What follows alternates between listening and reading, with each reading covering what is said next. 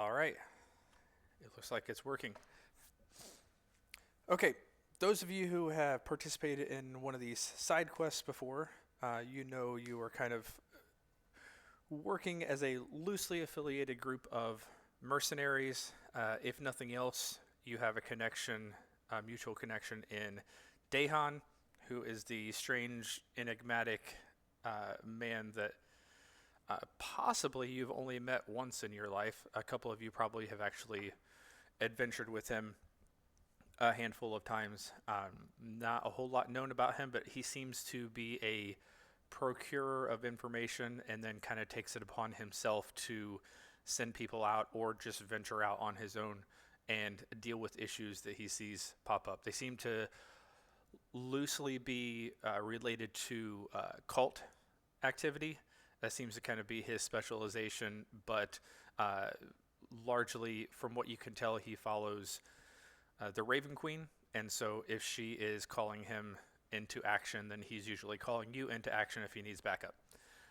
So that's what some of you have found yourself doing recently, is investigating a number of different rumors about dragon cults here in Wildemount. You have talked about the fact and learned of the fact that there are three different cults, as far as you can tell. One you believe you've largely just dealt with. There may be some remnants to it, but it seems like this was not very well organized and the smallest of the three.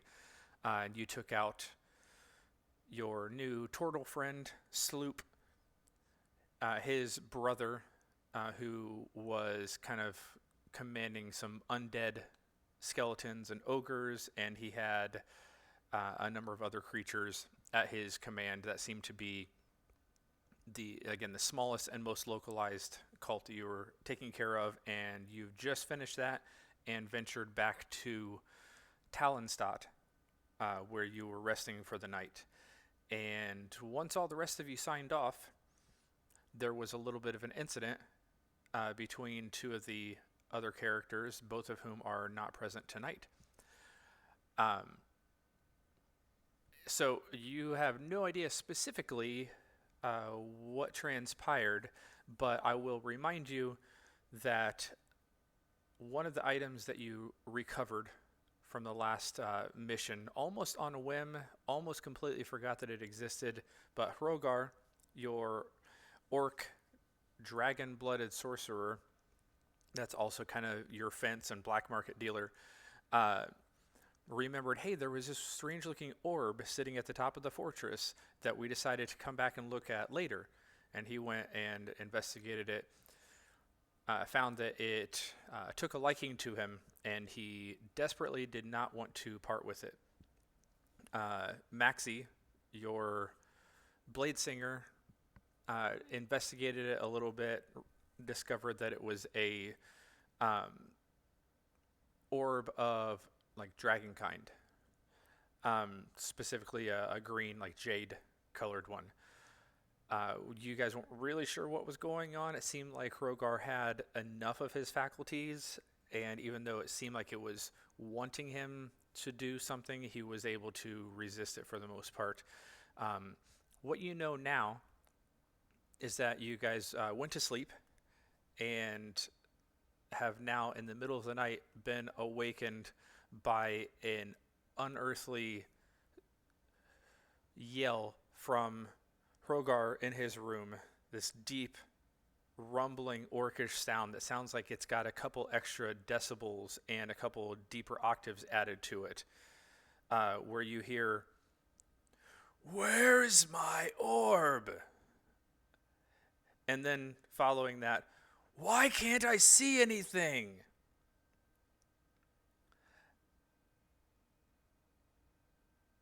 And that is enough to awaken all of you in the tavern.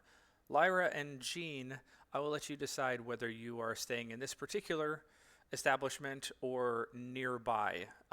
You've not been a part of the group on this particular venture, but you still are here in Talonstadt, and this bellow is loud enough for you to have been awakened either by that or very shortly after, the loud sound of flapping wings appearing over top of Talonstop. What would you I'll like be to do? staying in the.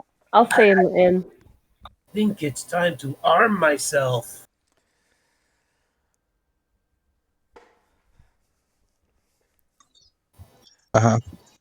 Sure, I'll be at the inn. It'll make things easier. And yeah, I'm just staying in my room. Okay. Yeah, I'm gonna kind of wake up out of my drunken haze. Like, huh? What? Jean and Lyra, since you haven't been traveling with this group, why don't you make a perception check to see if you recognize the voice?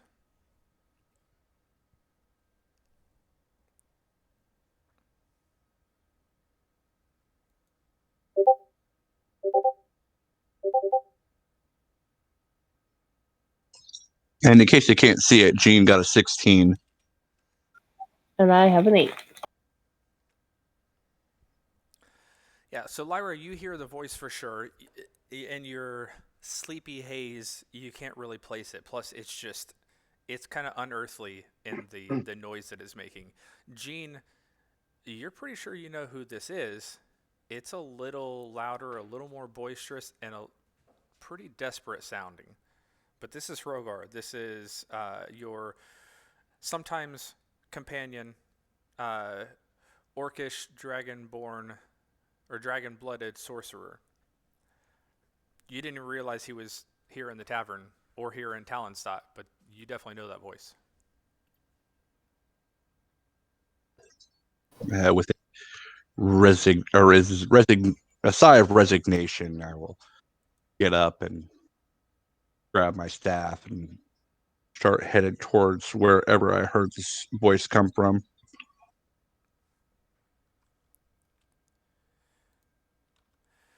Yeah, you start to wander out into the hall, and the first thing that you see is Maxie, an elf rogue slash blade singer, also a sometimes companion of yours, that was seems like he was maybe sneaking through the halls, just having a midnight walk of some sort, and with the voice just kind of is frozen, looking around like, I don't really know what to do right now.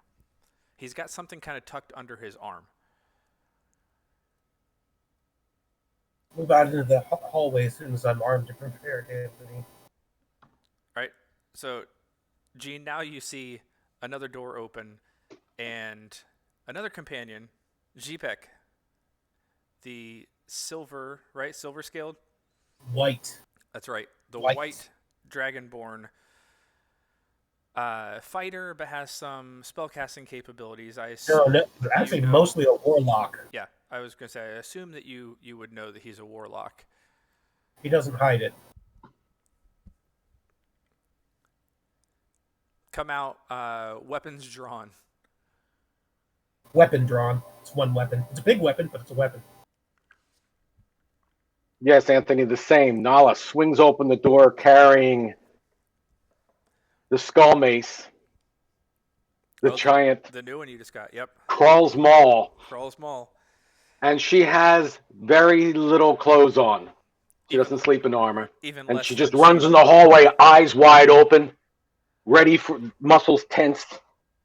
Yeah, so Nala, the barbarian of the group who already wears very little clothes, has now been awakened from her sleep and probably wearing even less. But running out with all the essentials, i.e. a weapon. Yue comes running out of his room, bouncing on one leg, trying to pull his other leg through his veins. Yeah, we can look at that.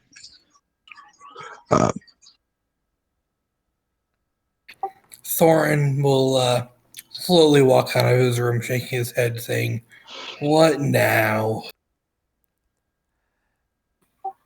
I'll start walking out, open up the door, and hang my head out. What was the noise? Something's outside. I hear wings, and Jipek is running to go downstairs and out the door.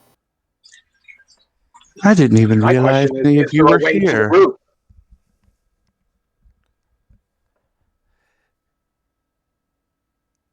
Zipek's running down the stairs. The only door on this hall that you see is not open is Maxie's, who's already out in the hall, and Hrogar, whom you all assume is the source of the voice itself.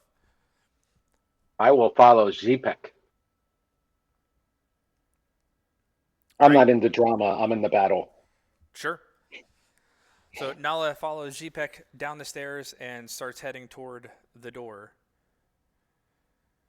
I'm scrambling after them as I'm still getting dressed. Okay.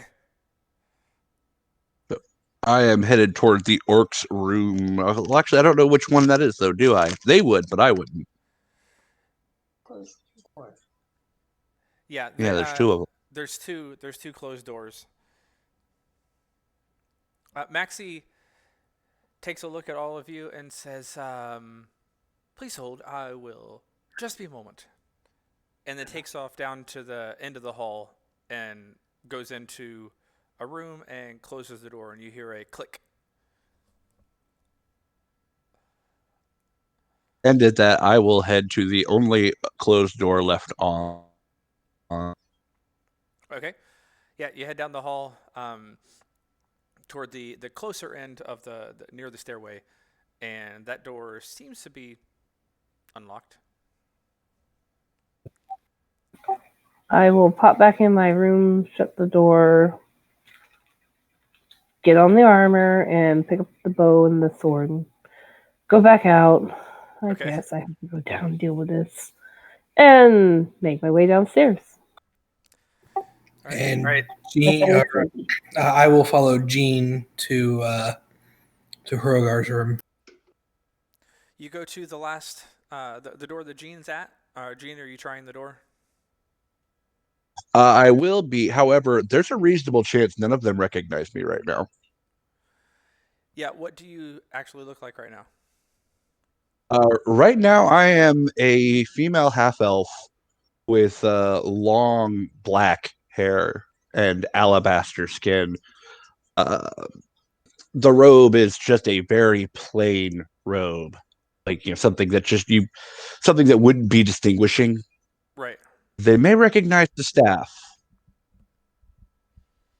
although I wouldn't be the only person in the world that had one. I may be the only one they've ever met that has this particular staff. Yeah, it's rare enough that you probably are not necessarily. You may be the only person they'll ever meet with it, but it doesn't mean it's 100% unique. Exactly. Well, if I wouldn't recognize you, I still would have been headed to Hrogar's room. In that case, though, I would ask you, "Hey, you, what are you doing?" Are you headed and I'll turn around and. Are you headed to Hrogar's room, or are you headed to where Jean is? I'm headed to Hrogar's room, which is where Jean was heading. Incorrect. You are headed to the door that Maxie just ran into and locked. Oh, then yes, I am headed to Hrogar's room. Okay. That's no. I was going to Hrogar's room. You said there were two doors. Maxie went into one, and I was like, okay, I'm going to go to the only other unopened door. Correct.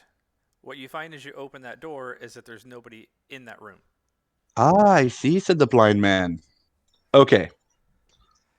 It looks like, from what you remember of Maxie and his gear, what little is in the room belongs to Maxie, not Hrogar. That's not. I'm going to assume now that I've heard Thorin, because we were walking the same direction, ask who I was. And I'll turn to look at Thorin and says, my apologies. Let me put on a form that's more familiar to you. And I will shift into a, let's see here. To go with male human. She reaches out and rips off your face and puts it on herself. Yeah, exactly. I shifted to a male human Thorin would have met before. Gotcha. And also, Thorin would have seen me shift in this fashion. Jean doesn't really hide it. Okay. Oh, hey, Jean. How you doing? Oh, you know, I don't have time for that right now. I got to go see if Hrogar's okay. Yeah, see, I thought I heard the door lock here. anything we can do about that? It's not really my area of expertise. I can try and kick it. I can't guarantee it'll help. Those of you who ran outside. No need. You head out the No door. need to. And Go ahead. you look up, and two things strike you at once about the same creature. First thing is, that looks like a very large white dragon. Second thing is, that can't be a white dragon. The scales are all faded. It looks like you can barely even see it. That doesn't look like a white dragon. That looks like a shadow dragon. And while your brain is trying to sort the two out and hasn't yet put together this is probably a white shadow dragon, there is just this aura of foreboding that kind of comes over any of you that run out the door.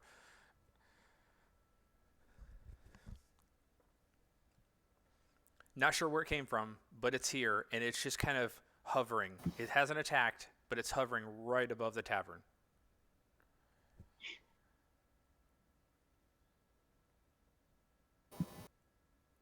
What do we do, guys? Spread out so we all can't be caught in a single blast of its breath weapon.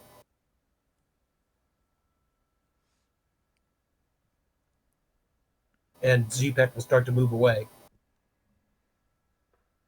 Try to get out of, to make sure he's not in the same possible cone as the other two. Sure. So scatter drill. Yeah. Yeah, actually try to run out to the street and get away from the inn so its breath weapon doesn't hit the inn. As you're moving further out and kind of skirting around to the side, you see out on a little balcony Hrogar, who has a hold of Maxie, is basically gesturing without speaking to the dragon. And before you even have a chance to really react or call out, the dragon swoops down, pulls up at the last second, reaches down with its giant claws and plucks one in each hand from the balcony, takes off up into the sky, and heads off north. You can see it, but you don't have a whole lot of time to react. You can see the general direction it's headed. I'm hesitant to throw a spell because I don't want to hit either of them. It's already, you're looking at least 100 to 150 feet already. 300-foot range. Okay, so yeah, I mean, you theoretically could. It just depends on. And do you want to actually attack a shadow dragon?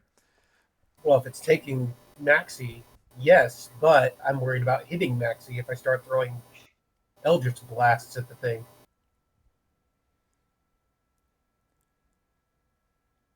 Because I have Eldritch Spear, which gives me the 300-foot range. Yeah. It's taking Maxie and Hrogar. Then we're going north. After it.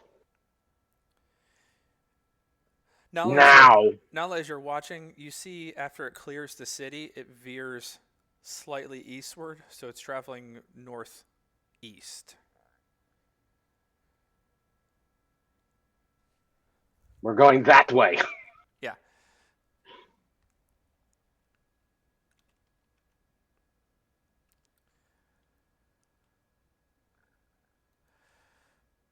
Thorin, you and Jean, are you trying to beat down the door? Yeah, I will try and kick in the door. All right, make an attack.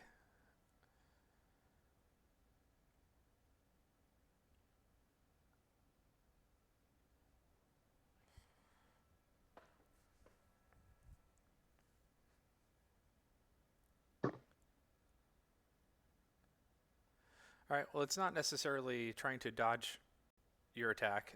You feel like you're not really doing a whole lot of damage to it, but you could probably punch it a few more times and probably take it down. It's not overly sturdy. It's starting to crack a little bit.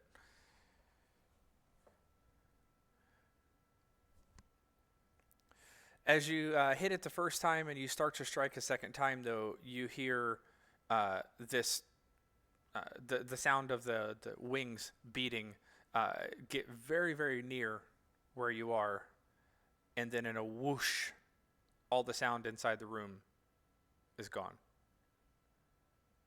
You gonna continue attacking the door? Yes. All right, go for it.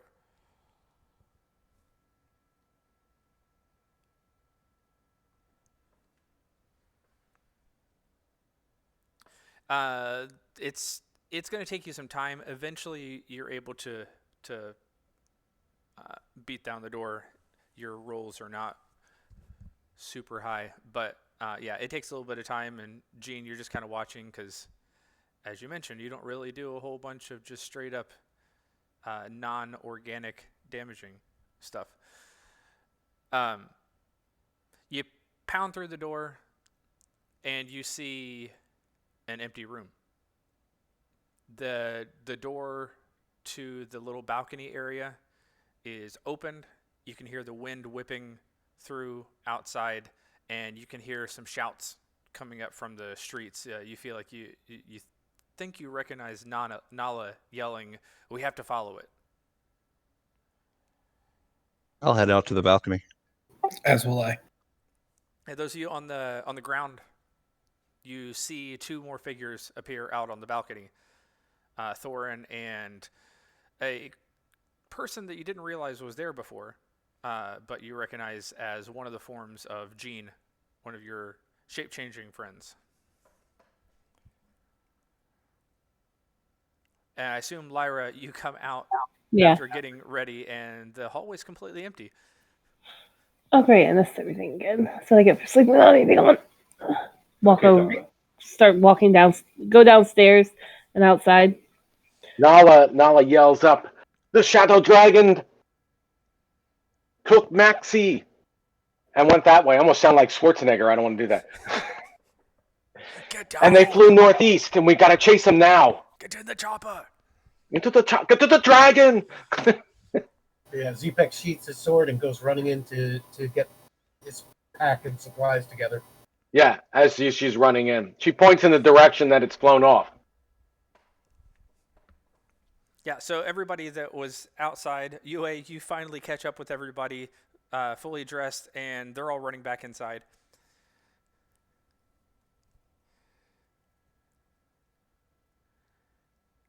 I assume you actually have everything on you this time, though, right? Are you not pushing to talk? Yes, I do. Yeah, so everybody else takes off inside, and you just have to kind of sit there and tap your foot and wait. Make me a perception check, though, UA, since you're still out here. See how long you can watch before the dragon disappears. Okay. That's not too terrible. That's 15. It's starting to get out of your line of sight, but you're fairly confident you have at least an idea of the general direction it's currently headed. It's a starting point, if nothing else. And with that, I run back upstairs and finish getting everything ready to go. All right. As I'm sure they passed me, like, what happened? Some sort of dragon just took Hrothgar, and I don't know where it's going. Oh, this is gonna be good. Okay, let's go. Takes a few minutes, but I assume everybody's able to gather up their stuff and kind of reconvene in the hallway where you've been passing each other for the last 5 minutes or so.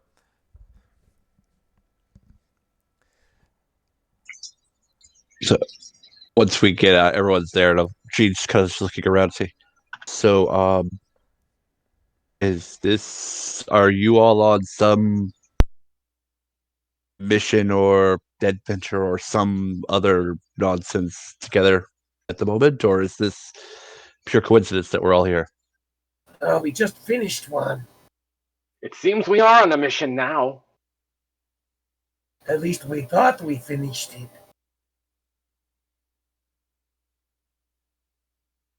It seems secrets seem to play a big role. What was it he said? Who took his dragon orb? We didn't find any dragon orb that I know about. That is a dangerous thing to have. You do recall that was the item that he picked up off the pedestal. You guys had a long conversation about it because you realized it was dangerous. Oh, he that's didn't right. really want to part with it. My mistake. It's Max- that damn dragon orb he found. I warned him it would be dangerous to keep it. Nobody listens. Nobody listens. Strange. It seemed like, and Zepek is stopping to ponder for a moment and try to recall accurately what he saw. It was almost like Rogar called the dragon, and he was holding Maxie to it. It took both of them, but I think Rogar may have been charmed or possessed by the dragon orb. I thought He's so impulsive. Out of character, Maxie is, and this is just Sean not knowing. Is Maxie the type that might steal something from a party member? Maxie is the From what I know of him. Maxie is the type that possibly could, but usually it would be revealed that there was a purpose behind it, if that was the case. He's also the one who identified the item and seemed super wary about anybody possessing it. Is Rolgar the type that, having decided he would keep this, would not care that there was potentially a good reason for Maxie to steal it? Because you're a wizard and this is kind of your area of expertise, you know that there are some items that can come into your possession where you will do anything possible as if magically compelled to keep it on your person. Okay. One other thing you might know about Rogar, if you've been around, Zepek is a white dragonborn who specializes in cold magic and generally comes on these missions for the group specifically tasked to keep Rogar from burning anything down that shouldn't be burned down. Yeah, he's pretty heavily specialized in fire-based stuff. And likes to use it. Well, it seems to me, just from what I've heard, and I'll admit to not knowing all of you terribly well, but the orb, which is, to just what little I know, a fairly powerful magical item that can also be dangerous, is coming to Rolgar's possession, and potentially Maxie isn't wanting it to stay in his possession. Rogar did seem overly protective of it. It was worrisome. But I didn't think Maxie would try to take it from him secretly. That would only provoke him. I've only, this is conjecture. I don't know too much about what went on here. Just a thought as to why it might look like Rolgar was potentially offering up Maxie to the dragon. I guess it's really besides the point. If you all have decided to go on a rescue mission, I could be persuaded to help. It seems like your magical expertise has gone away.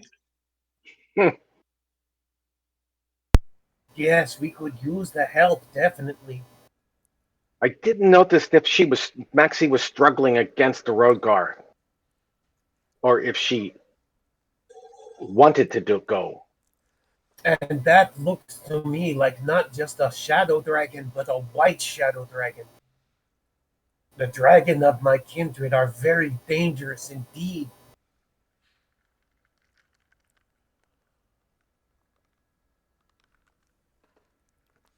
UA, you realize it's been another 5 minutes and they're still inside somewhere. We're getting ready. I think we're all heading out. If we have horses, I would be outside trying to get them all ready to go. You do not. We do not have horses that I know of. And at this point, you definitely have lost sight of the dragon. All right, then I go back in. I finish getting ready and try to encourage everybody to let's go get them. Yeah, as soon as we're ready, we're gone. Indeed, we should. And just exactly how do we intend to keep up with a dragon in flight? It has to land sometime. He is many hundreds of miles from here. True, but I'm sure many people will see it. It's not something you can hide. That thought had occurred to me, and as you may recall, getting that kind of information is something I tend to specialize in. Still, I agree we should be moving if we're going to do this. Is Dehan around? You guys have Has anyone seen him? You've not physically seen him in a couple of weeks. You've communicated with him with your magical candles a couple of times, but that's about it. We need to let him know what is going on. I will do that. I could try to reach out to Maxie or Rothgar, but I'm not sure now is the best time to do it. You need to do it while they're still in range.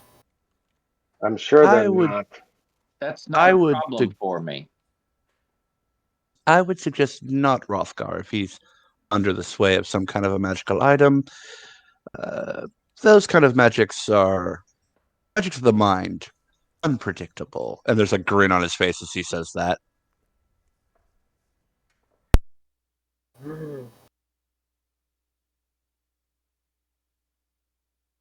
True, we don't want you to, become comatose. That would cause a problem.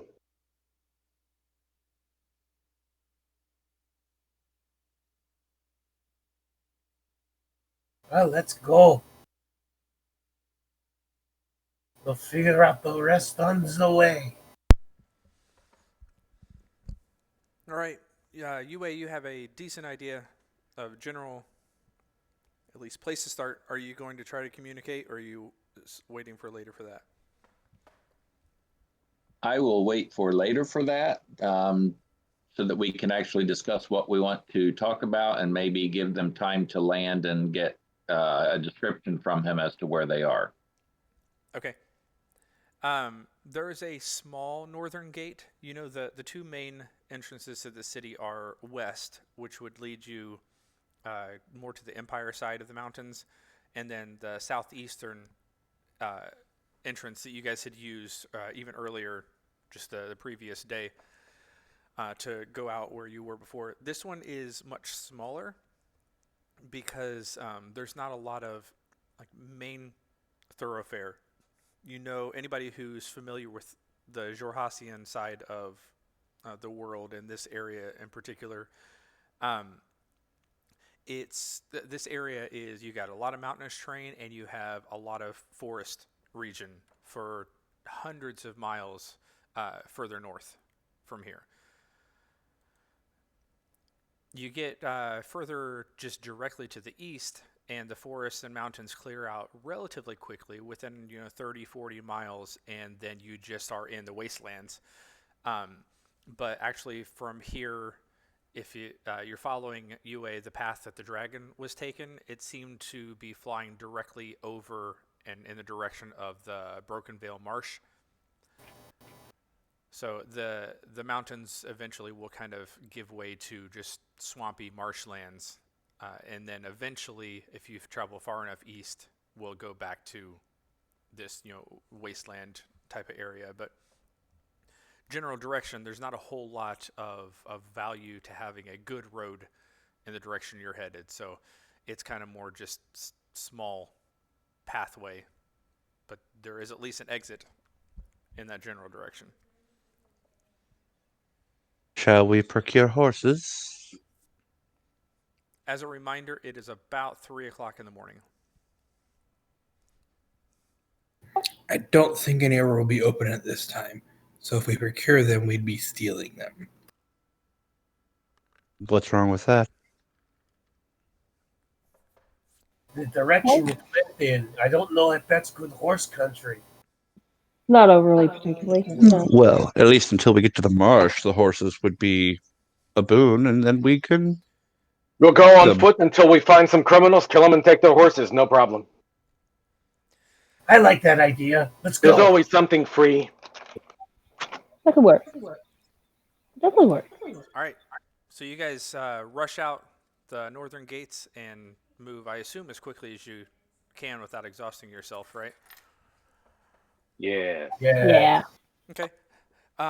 You're able to run, jog, run, walk, whatever it is that you're doing in order to try to keep up as much as possible for a couple of hours. The path is a little bit windy. It's not overly treacherous, even though you have some changes in elevation. The nice thing about that is you're kind of still on the upper edges of the mountain range, and so you have a decent view down into the valley from time to time, and you're able to scan through a little bit between all of you. You're fairly confident that if this dragon has touched down at some point, it probably would have made enough of a clearing for itself, larger wings and stuff, that you would notice some sort of an impact crater, of some sort. And you're not seeing that anywhere. So unless it's found a little nook to hide in, or unless it's actually veered back to the west a little bit more and nestled into some mountainous terrain, it hasn't landed yet. So you're able to you keep on pushing further north, and even as the sun is beginning to rise, 3-4 hours later, so far no sign, no trace.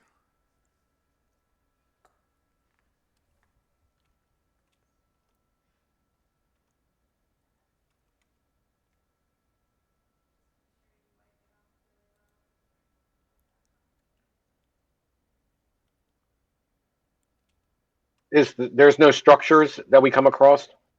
No, you basically are right on the edge at this point of the marsh itself. Oh, lovely. Cool. I think maybe it's been long enough that I can send a message to see if he can give us any information.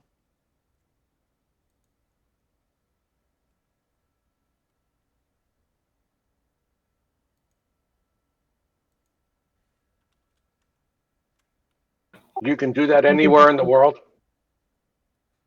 Even across plains, though, there is a chance that they would not get my message then. At this point, we need to know. Try Maxie, but I wouldn't talk to Rogar just yet until we know for sure what's happening.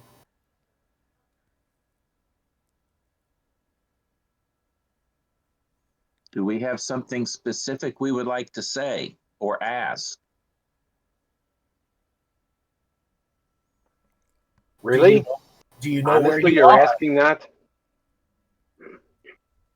Help us find you.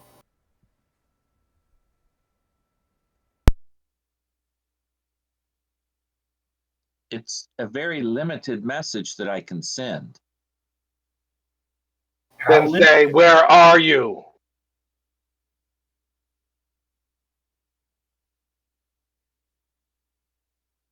UA will sit for a couple minutes and cast the spell.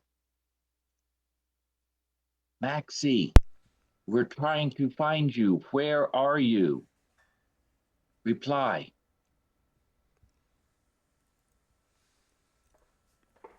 What you all see is UA sit down for a couple of minutes and then eventually cast a spell because casting time is only 6 seconds.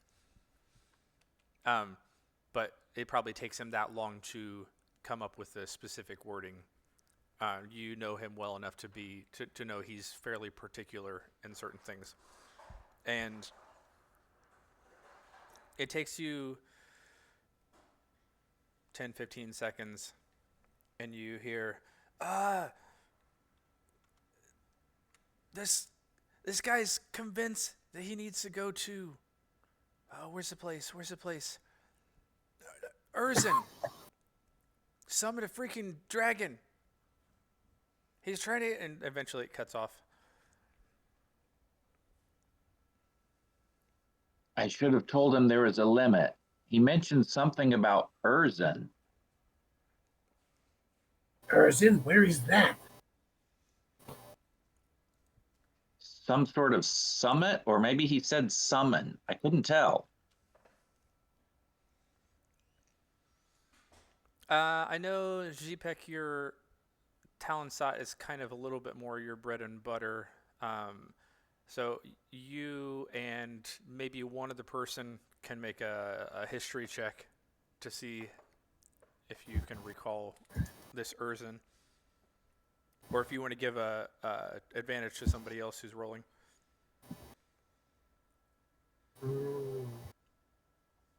Murphy is not Gene's strong point.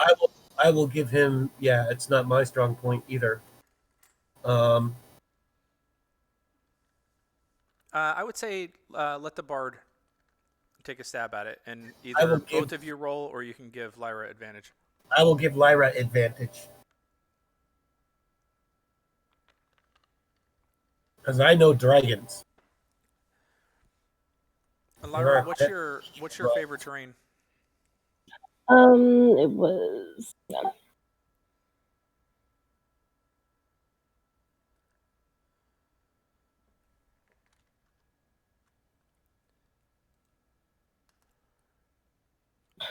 Forest and mountain. Okay, so you're in your element right now. As you can kind of survey further northeast where you guys are headed right now. It's quickly going to become swampland, but at least right now you're in your element a little bit.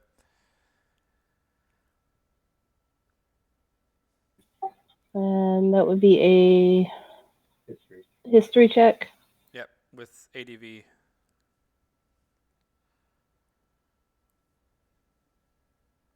Okay. Urzen is not an area that people are overly familiar with, although once you have learned about it, it's kind of a cool little place that sticks with you. It's in the general direction you're heading, but the reason why not a lot of people know it exists is because it isn't a stationary place. Even though it's technically a settlement, the entire city is basically built on the backs of gigantic horizon-back turtles. And so they actually have entire homes built on top of these things, and when they want to move from place to place, they just tell the turtles, okay, it's time to move, and lead them to a different area.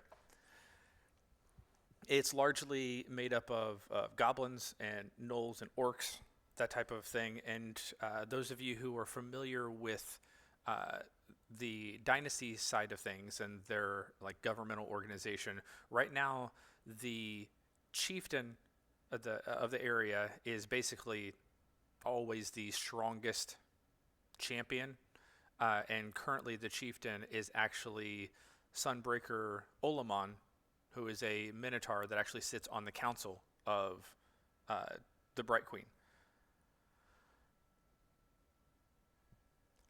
So it's in the general area that you're headed. If that's where Hrogar seemed to indicate that he's trying to go, then you at least have a sort of kind of destination. He said Urzen. Well, this is going to be interesting. It's generally kind of that direction. It's not well known. Well, kind of is, kind of isn't, if you know about it. Problem is, it's kind of mobile. It's on backs of giant turtles. So, yes, this could be very, very interesting. Oh, I remember Turtletown. Couldn't tell you how to get there. Hey, Hence found the those mobile. massive turtles. This Seriously? How big are these turtles? Um, I should say, how small are the people? well, it's not humans or elves. It's mostly goblins and other creatures. Right now, if memory serves, the one in charge is a minotaur, because it's the biggest, strongest one of the bunch who's in charge. Basically, who can crack enough skulls to get there. His name is Olamon Minotaur, but these are giant turtles. These are horizon turtles. They're called. They're big. Why does everybody think that the strongest man should rule? Because they haven't figured out how to use their brains. You're not. because the brainy ones haven't figured out how to defeat the strong ones.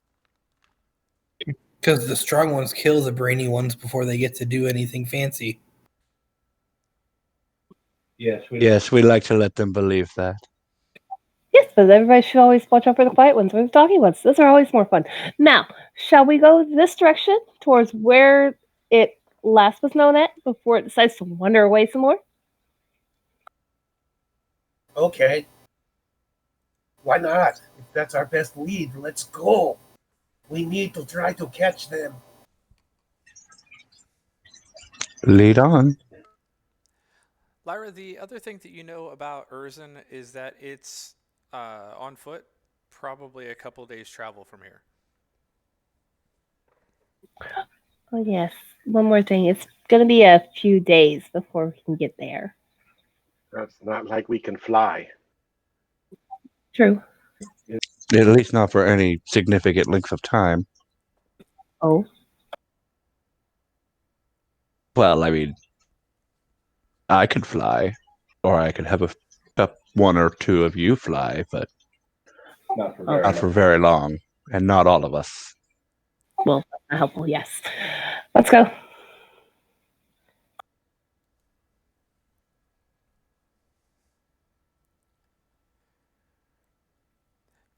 You're heading out? Yeah. All right. All right, let's go then. It's strange as you're getting further away from the forest, further down into the valley area where this swamp is. It's calm. Those of you who have been on the closest approximation to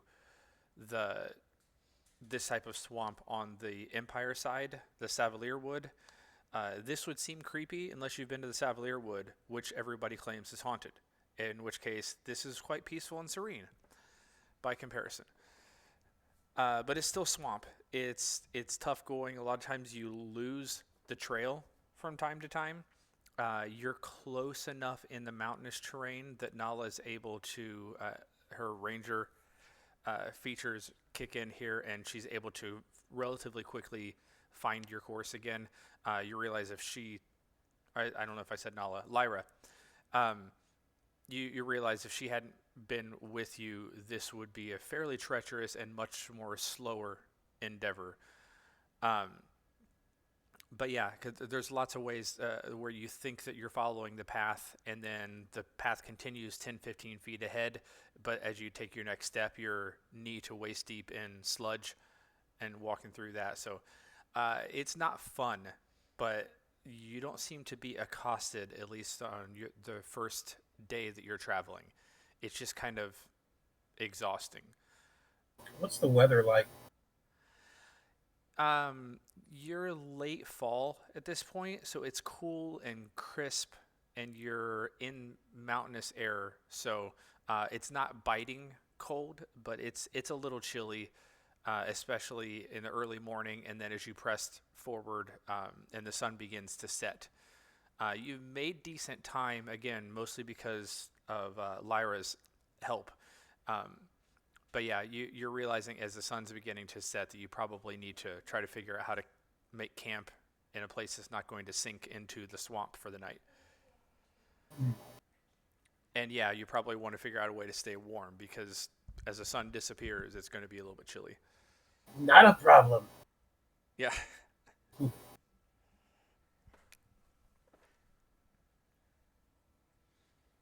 Well, not a problem for me anyway. Right. The white, icy, dragon-born, cold-blooded. Well, bundle up. Let's find a halfway dry spot around here and settle down. Make a survival check, Lyra. See if you can find a decent spot.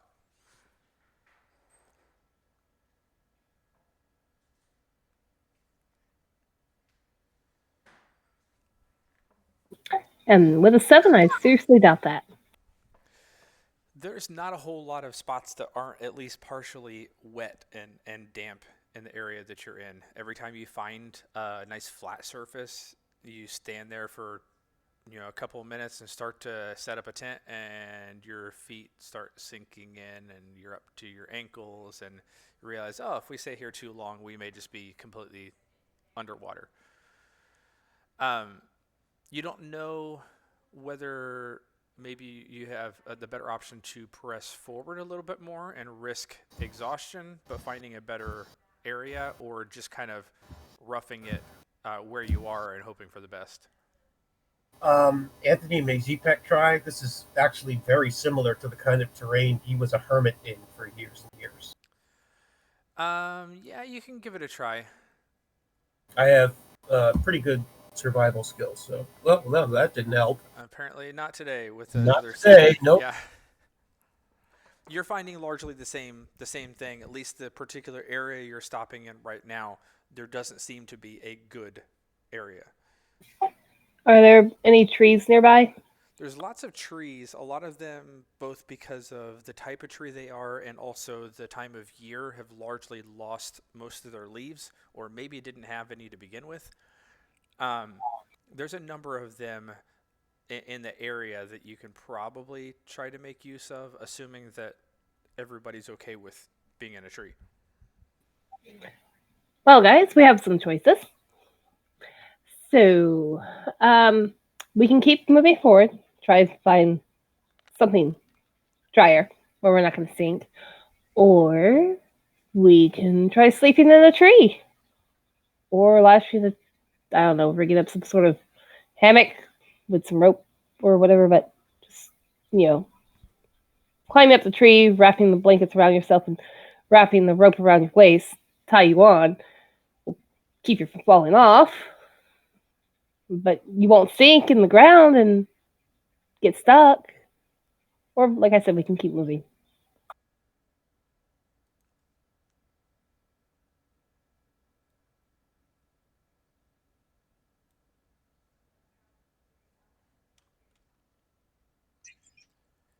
Or you can all die in the swamp. I'll be happy anywhere that everyone else is comfortable.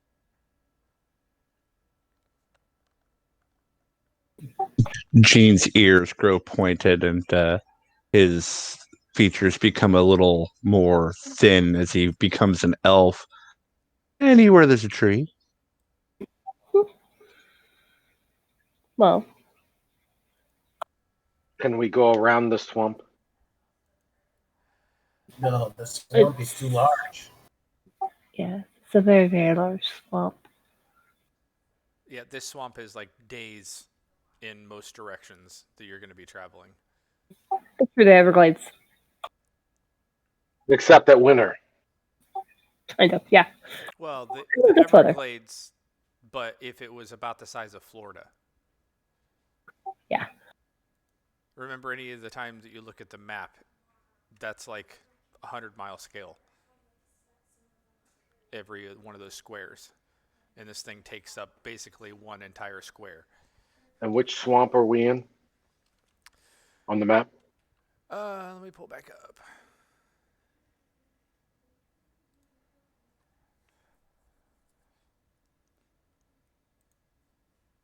I found Erzin. Yeah, it's the one just to the south of that. the Broken Vale Marsh.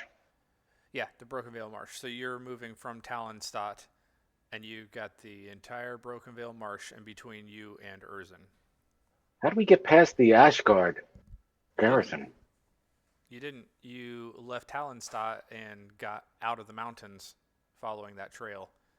And Oh, it does. I thought Talonstadt was on the east side, the west side of the mountains. Yeah, your entire day has been traveling through the mountains, and again, mostly because you've got a ranger in the party that's familiar with mountainous travel. You guys made decent time, and you also basically ran a good chunk of the day. Made decent time through on that path, and so, yeah, you're into the heart of the marsh now instead of just mountain/marsh. Okay, I got another question on the map. What is that brown blotch to the west of Urzen? It's not mountains, or is that a giant plateau? It probably is a plateau. Yeah. There's not actually anything in the book specifically about it. I assume it's kind of a plateau region. It looks like a flounder, but yeah, okay. I think it's largely just kind of a barrier between the two empires. Kind of a no-fly zone. It was odd, so that's why I was asking. I didn't know if it was like a dead forest or something.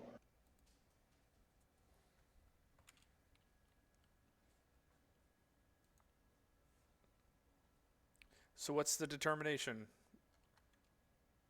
You guys gonna try trees? What?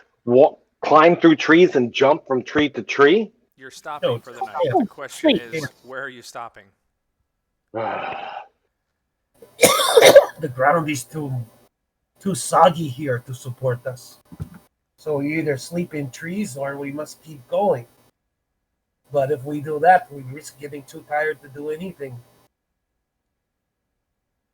And I guess we rope ourselves into trees.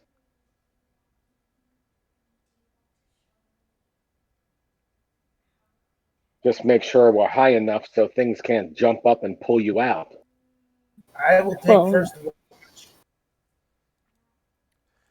Nala, that's called the Broken Vale Bluffs. Okay, so it is a plateau. Yes. If it's a bluff. It seems to be, I wouldn't say man-made, but was definitely made after the fact. Done by aliens. Well, the final battle of the Calamity that seemed to render entire areas of the country differently.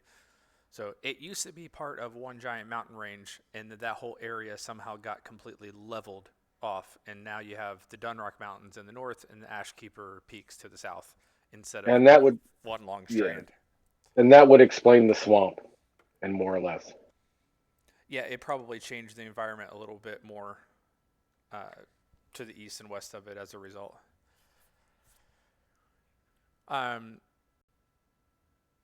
Yeah, anybody who's taken a look at the area and want to make a history check on that.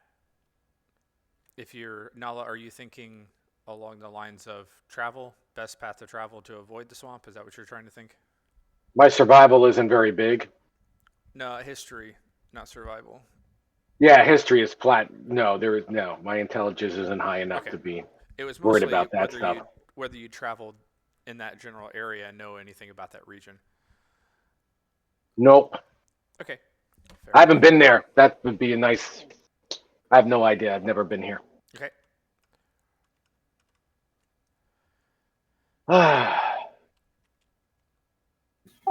The trees. Trees. I hate sleeping in trees. Yes, well, like I said, you can do that or rig up some sort of hammock on some sturdy branches. If you want, but that's up to you. I didn't buy a hammock.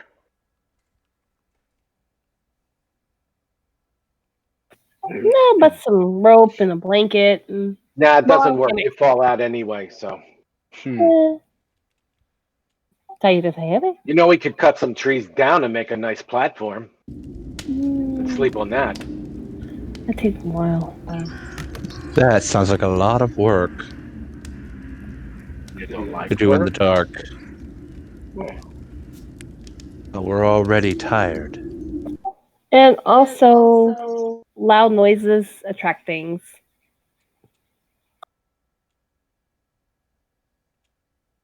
Yes, I personally say we push on a little further and see if we can't find some higher, drier ground.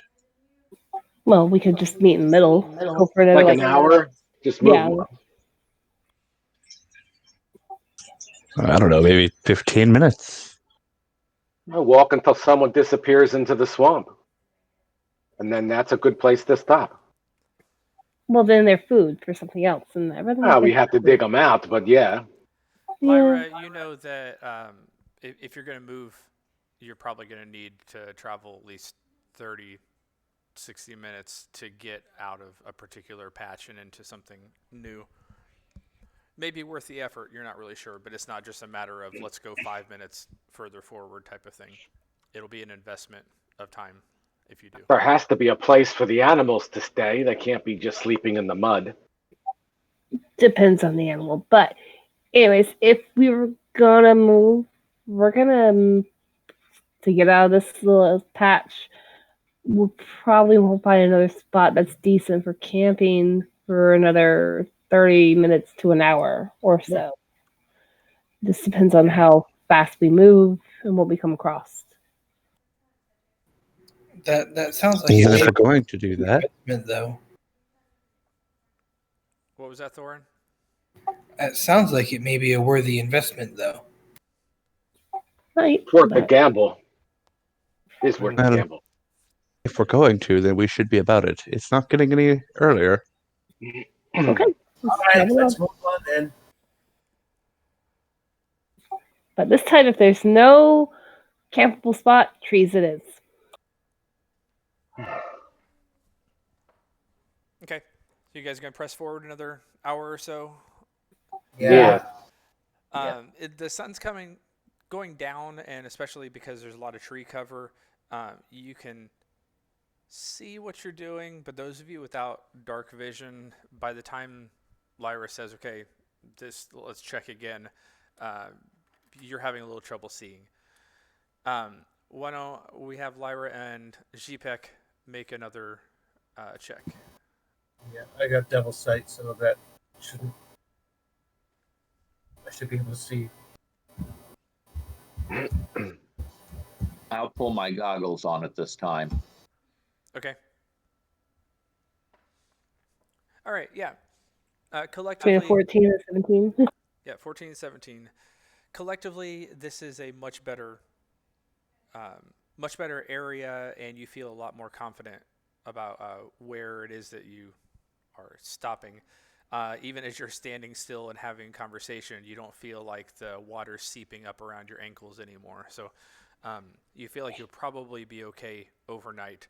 Downside is if you guys don't get a good amount of rest tonight, you've pressed on between your running and your extra hour of marching to try to find another spot. You might suffer some exhaustion if you don't get a good night's sleep.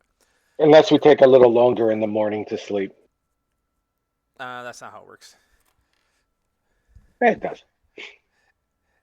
8-hour long rest is an 8-hour long rest. 10-hour long rest doesn't give you bonuses. But yeah, so you're able to set up camp. Those of you who have tents or just bedrolls and stuff. Those of you who don't have the full-on tent stuff, you feel confident enough in the area that Lyra and Zipek have found that you should be able to just roll out of bed, roll and sleep out under what semblance of stars there are. It's cold, but you've got enough tree cover that the wind isn't super biting right now. You've dipped down out of the mountain largely, so you're in a little bit of a valley that, unless something's coming directly from the south or from the north, you're kind of the wind's being pretty blocked.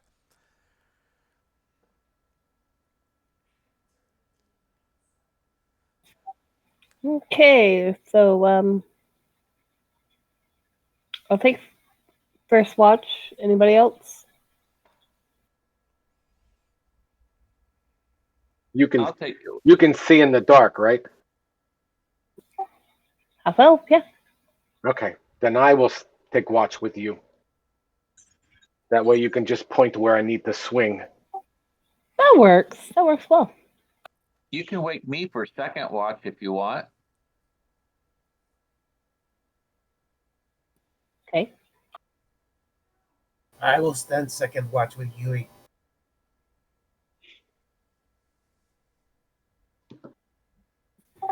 I will take final watch. Gene, you gonna join? I suppose I'll have to join Thorin then. I hope you see well in the dark. Because I don't. Even looking like an elf. I can look like an elf, but that doesn't make my eyes elven. Well.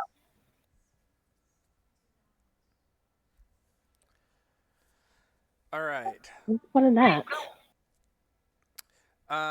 First watch. There's all kinds of fun in that.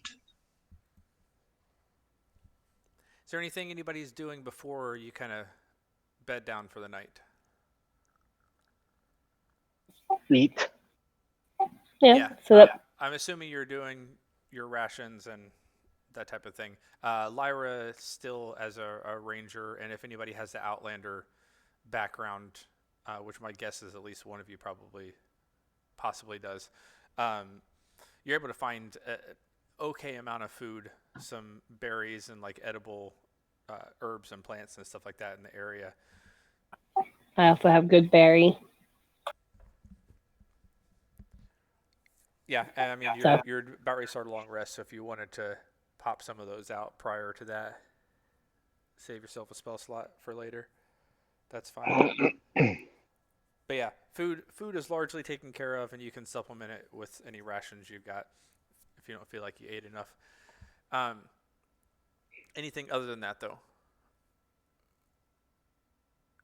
Yeah, this hardship's nothing. Nala was a soldier, so long walks and rough terrain is nothing.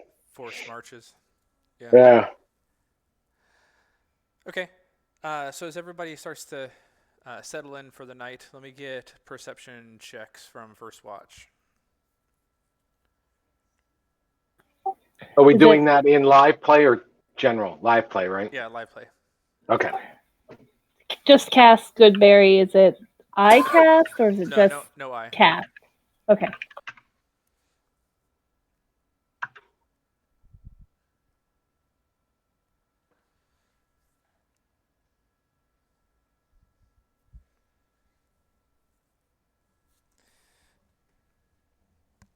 Okay, and it was Nala and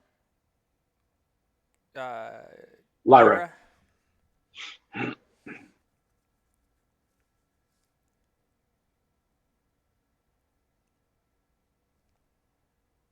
C for your check. 12. Nala, Same as me. Nala, you're mostly basing all yours on hearing, but it's relatively quiet. There's a few owls. There's then the flutter of one of those owls kind of dart down and snatch up some little rodent. You hear just a quick squeak and then nothing. Crickets. I'm going on the hope that since it's cold and we're in a swamp, the creatures that live here are less active at night. Yeah, unless, of course, they're humanoid, and then that could be a little bit different. But Lyra, you're able to see a little bit more, but there's not much more that you pick up.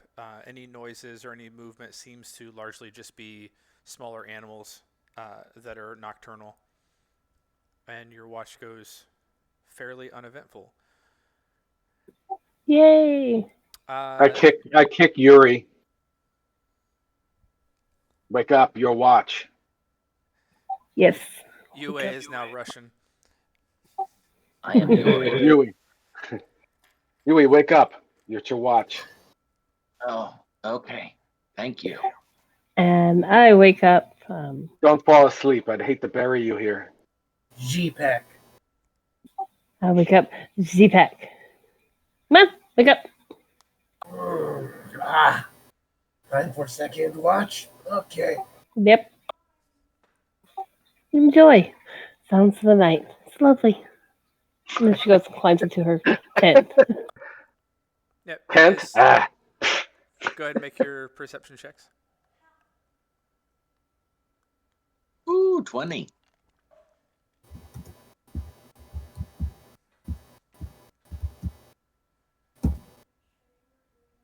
Okay. 13. About an hour into your watch, both of you hear, coming from the general north area,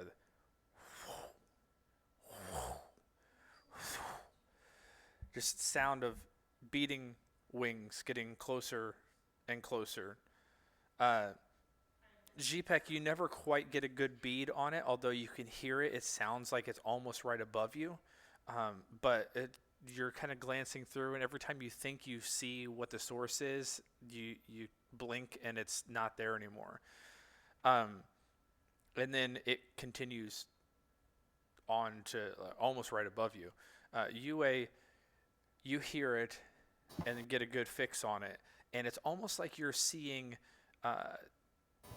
right through it, like it's only partly there, and it looks like this shadow dragon creature. Nothing in its claws anymore, and as it passes right over you, just kind of looks down at both of you, pauses for just a second, and then more, and it continues on to the south.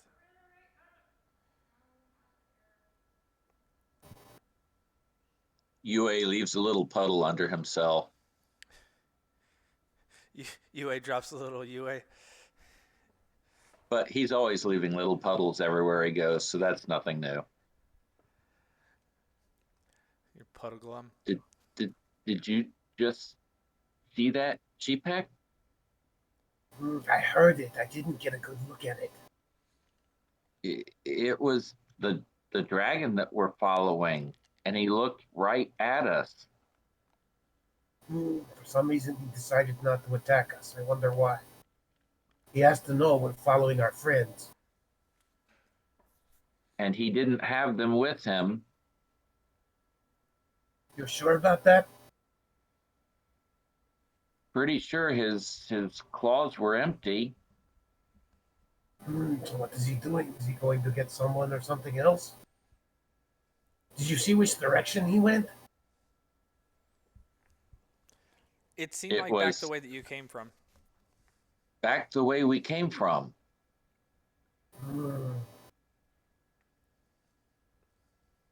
Maybe now is a good time to try to reach them again.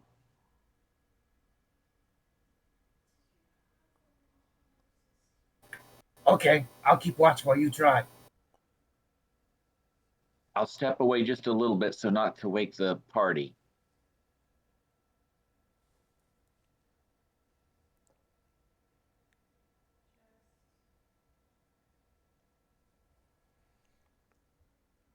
All right, you step off to the side. And I cast the spell again. It's UA. The dragon just flew over us, going back the way we came from. You have about 25 words to respond with where you are. You wait 30 seconds, minute, 2 minutes. No response.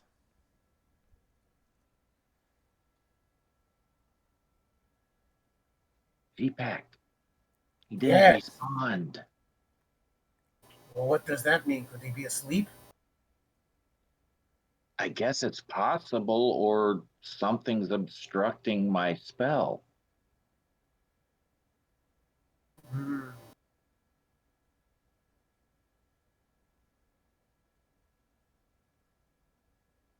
Well, the last lead we had was Urzen.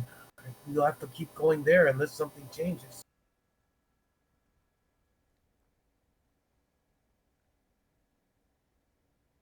I agree. We don't have any other choice right now.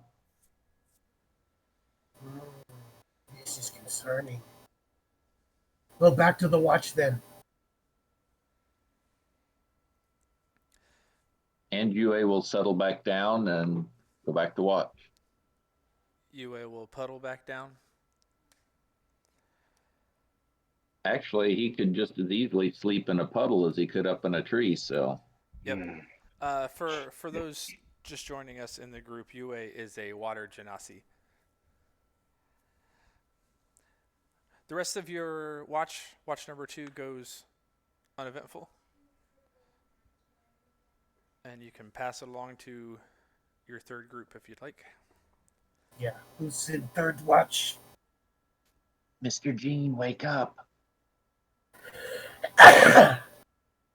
And Thorin is in third watch? Yes. As UA wakes up Gene with the call for Mr. Gene, Gene will wake up and shift into a female. I'm sorry, Miss Jean. It's quite okay. It's your turn, milady. Aye, so it would seem. Aye, and she will get up and stretch. It's kind of sultrily, and take up a position that looks like it may be kind of sort of good for taking a watch. Gene doesn't really do this, so has no idea what they're doing. You find a nice rock that looks like it would be good to sit and meditate on. It would look like you were taking watch. Seems like a good idea. That's what we'll do. And it looks like our delivery of food is getting ready to arrive, so I'll be AFK a sec. All right. And Thorin is also sitting in for this? Yep, Thorin will be sitting. Not that either one of us can see well in the dark, but, good luck to us. All right, go ahead and make your perception checks. And that is a 14 for Gene. And a 4 for him. Yeah, you guys are pretty convinced that it's a relatively chill swamp, relatively chill night. Nothing happening from your perspective. Excellent. If we all get killed, I'll blame Thorin. And yeah, you're able to pass the rest of the hours until morning. What I do need everybody to make is a Constitution save when you wake up. See how well you slept in the cold swamp after a long walk. Like a baby. 27. Natural 20. 17. 5. Do I get any benefit from my cold resistance, Anthony? Cold resistance is just resistance against magic. This is largely just kind of the aches of the day. Plus, you guys didn't necessarily finish your long rest the night before. Soldier. Yay, Shaw made it. Good job, Gene, on his +0. Excellent. I'm going to say I didn't get good sleep just because I saw a dragon look directly at me. Yep. And your pants were damp. But they always are. I was resting comfortably during my watch. Yeah, Gene fell back asleep and got a few extra hours. So UA and Lyra, you kind of spearheaded the last march. So on top of everything else, you were kind of taking charge and point person, and so you didn't necessarily have anybody to follow. You had to, bushwhack the trail, and everybody else had the easier job. You're sore and stiff. Both you, Lyra, and UA take a point of exhaustion for today.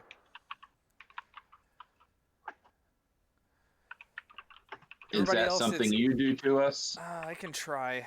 Actually, probably anybody could do. But let me see. And we do our long rest.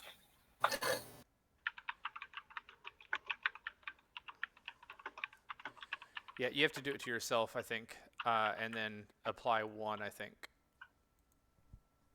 So do your long rest first, and then do a point of exhaustion. Otherwise, you'll just remove your point of exhaustion. Okay. How do we apply the point of exhaustion? So try do the command exhaust 1, and see if that does it.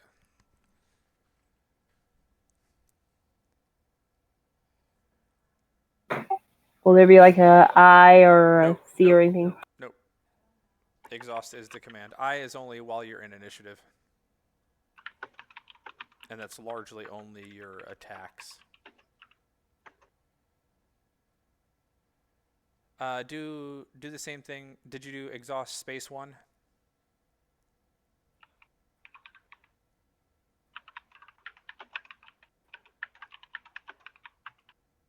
There we go.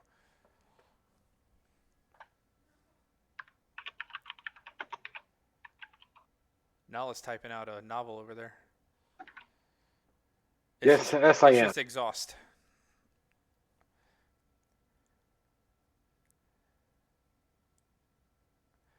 Do my exhaust. I don't do exhaust. No, Lyra. Still waiting for that to go through. There you go. Okay. Okay. So yeah, everybody's a little tired, a little stiff. That's one night of not great sleep, preceded by a night of not getting your full rest. Probably a little bit cranky. You can tell Yue, like, his eyes are a little extra watery, even for a water genasi, and a little bit bloodshot. Lyra seems just extra sore and stiff, and probably a little bit crankier than she was the day before.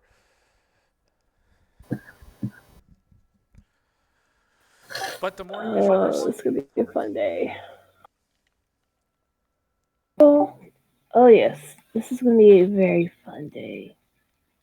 Very, very fun day. Let's go, guys, soon.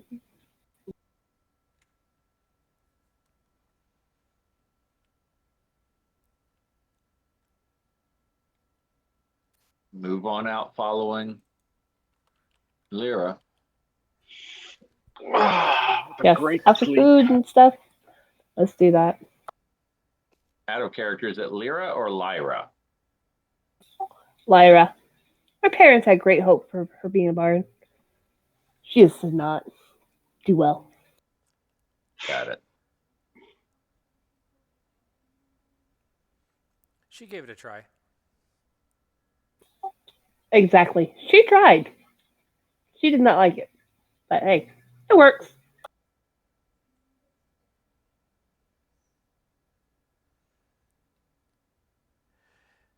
All right, you guys heading out for the morning?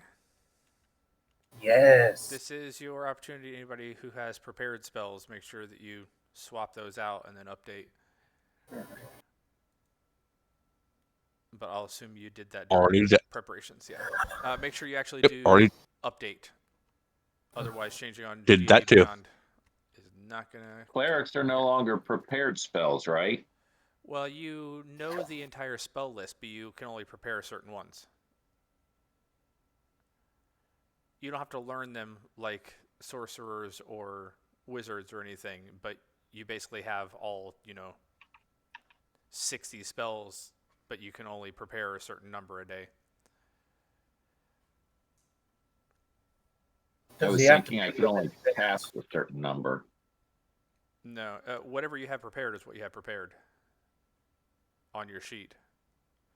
But unlike a wizard or a sorcerer or a bard where you can only learn them and you can't swap them out, you have free reign to swap any of them, but you have to prepare them each day. Got it.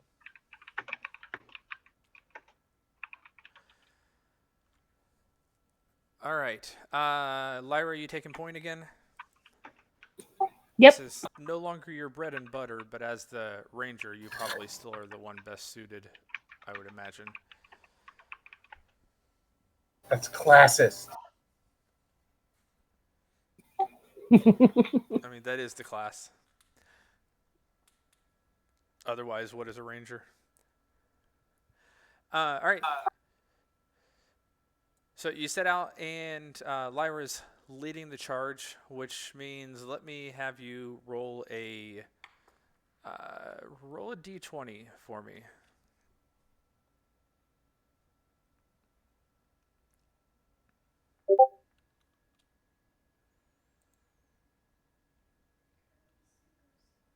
Nice.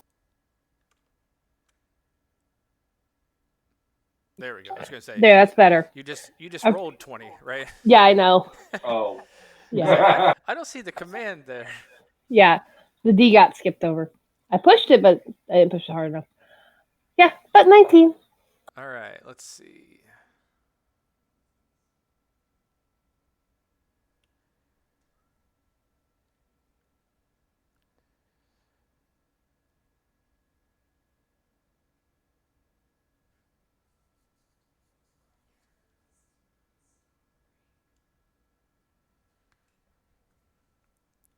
All right.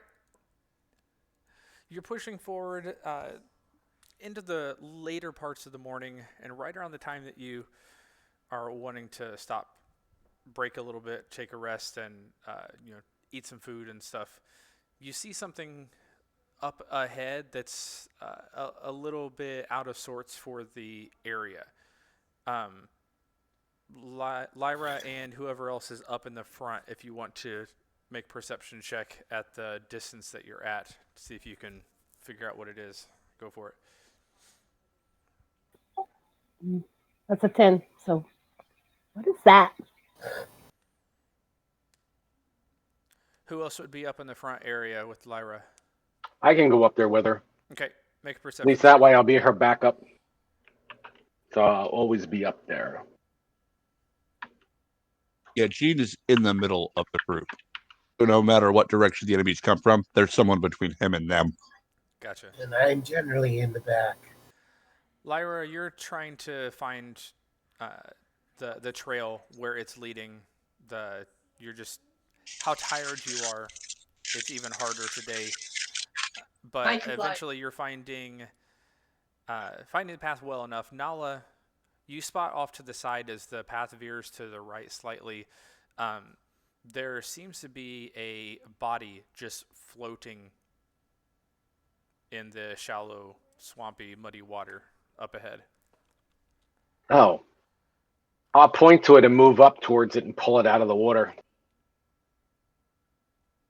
Okay. What you find? It's super bloated. It's some kind of humanoid. You assume a human, but it seems to have been sitting in here long enough that you're not 100% certain, even looking at the face. No, I found a flotation device. Ugh, it stinks. Is that the body or the swamp or us? Yes. Everything. That's interesting that it's bloated. UA will approach it to see if he It's can lying tell in a what small killed pond it. of water. UA, you're gonna see if you can see what killed it. Make a medicine check. All right. You can see as soon as you get up close enough. This may be fairly difficult because of how swollen and bloated this thing is. It's been in here for a while.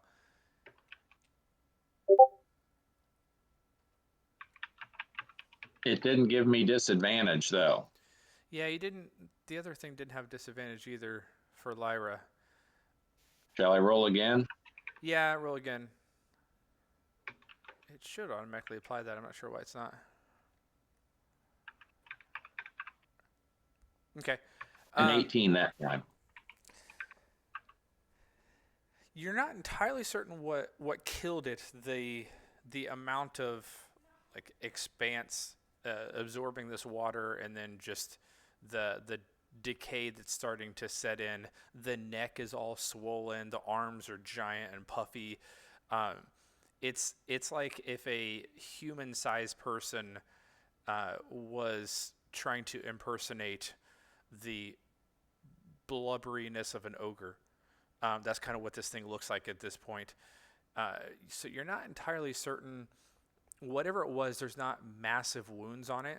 There's no like head wasn't caved in. There's no stab wounds or arms Was it hacked off. Yui? Was it bit? I don't see any actual wounds on it. I'm not really sure. Well, if he ate something in the swamp, he's stupid. I don't see any puncture wounds or any bruising from like a poison or anything. Could he have been dropped? Wouldn't he have damaged bones or something from being dropped from the sky or the top of the trees? Yeah, from what you can tell, there's not any crushed bones. He could have gotten lost up here and died from exposure. If he fell from a long distance, he'd have broken bones, and there aren't any. This is a long way from anywhere to be lost by yourself. I'm just saying. How long has he been dead, Doctor?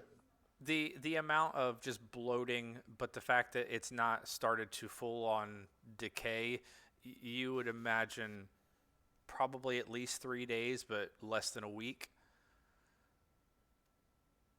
Anywhere from 3 days to a week, but probably no more or no less.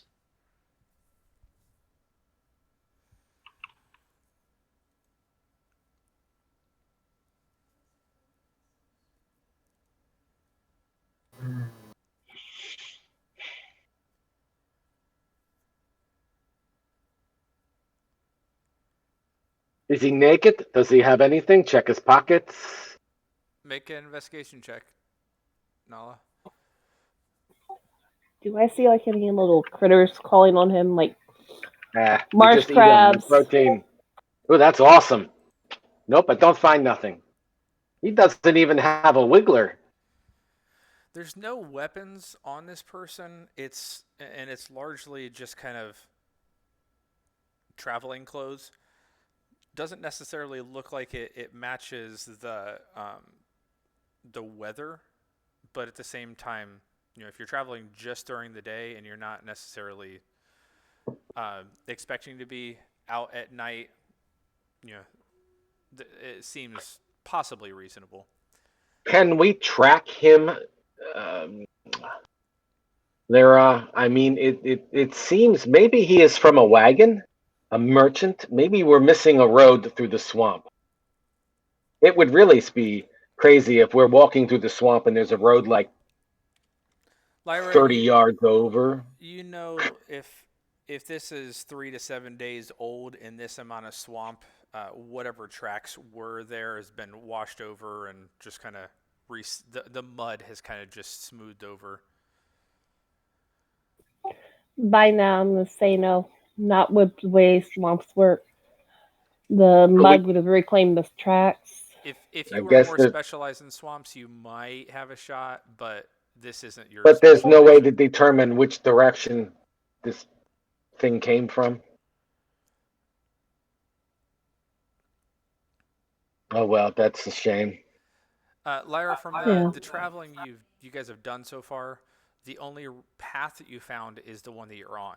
It may be that there is another one you haven't spotted, but it's a reasonable chance that this person either came from the way that you came or came from the way that you're going. He could have been somebody that wandered off from where we're going. Lost his way because he wandered out drunk in the dark, and you fall into some water in the swamp. Just so you're going to die when it's cold. But he could have come from the direction that we've come. Right now, there's no real way of tracking, and if there's no real better trail through this area we've found so far. I've been looking. Is he really important?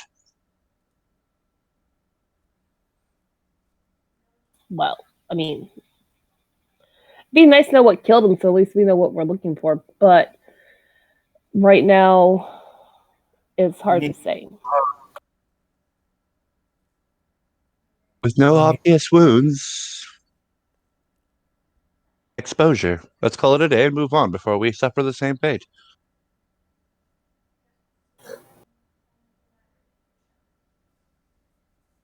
And Z-Pack will actually stop long enough to say a couple of prayers over him, which might seem odd to some of you because you haven't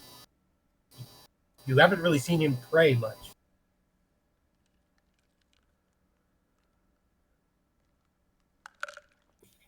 It does seem that the few times that you've seen Z-Pack do that is over the fallen. But yeah, not necessarily overtly religious outside of that most of the time.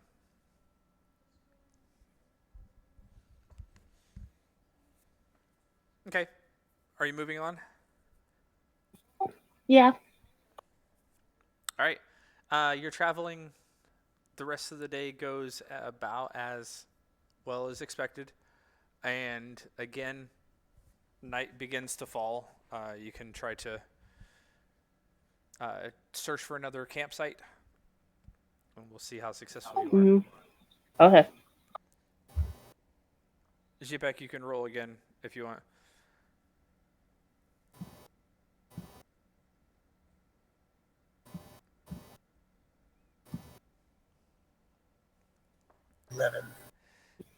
Seven. Actually, Lyra, yours is probably worse because you're rolling with disadvantage right now. Oh, that's true. Maybe do that again. Well, 7 was already a failure, so you're fine. You're not going to get better than that. Yeah, you have a similar thing here. It's just too wet, too marshy. There's not a whole lot of even like solid ground. The spot that you're looking around in right now, nothing. You're basically wading around in knee-deep water in this whole area.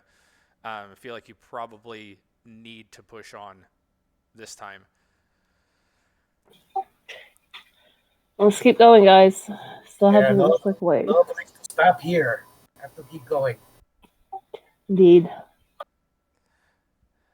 Unless you wanted to try your tree idea. There are enough trees in the area you could pull that off. But if you wanted to look for ground, this is not the spot.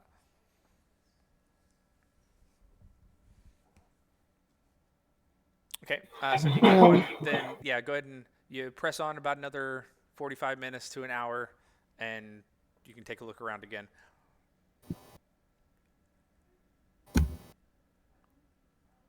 Better that time. 21.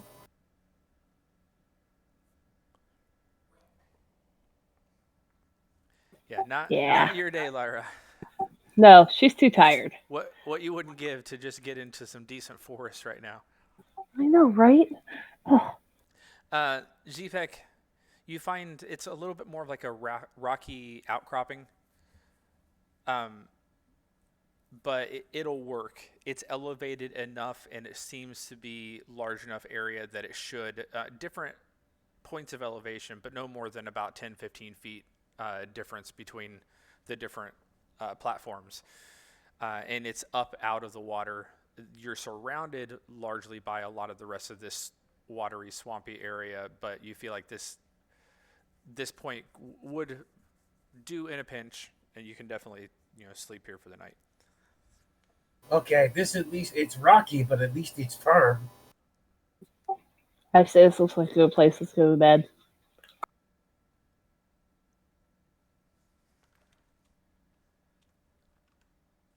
I should be able to pitch a tent here. I could say you can pitch a tent any way you like, because You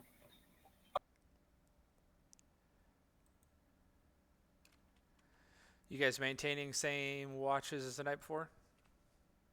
Unless there's a reason to change. Yes. All right. Any conversations that have happened during the course of the day? Are you guys largely kind of staying stoic and let's just kind of get to it? Just trudging on. Stoic.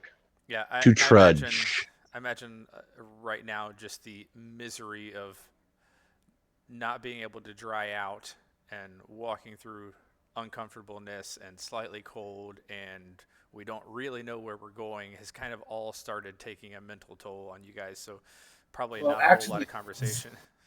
Z-Pack looks almost like he's comfortable because this is This is very close to the same kind of terrain he was a hermit in for years, except it was actually colder. UA.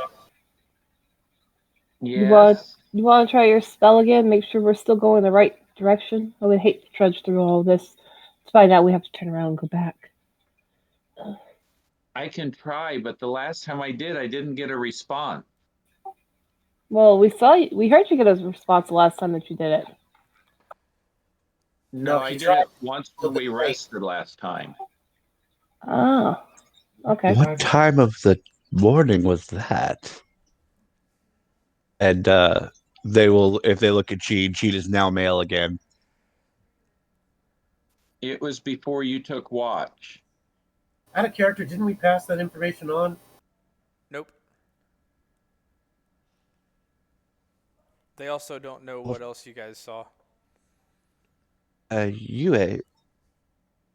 Most people are asleep at that time of the day. Unless they can respond in their dreams. Well, I was hoping that he might be awake, being in a strange place and fretting over, his life and health. Even prisoners must sleep. Try it now while it's still early enough that they might be awake. Very well. UA will sit down and do the same thing, same message. Let him know that he has 25 words to respond, and where are you, and what does it look like where you are? Okay, you guys all see UA go through the incantations, and then off goes the spell, and you all wait and wait. No response.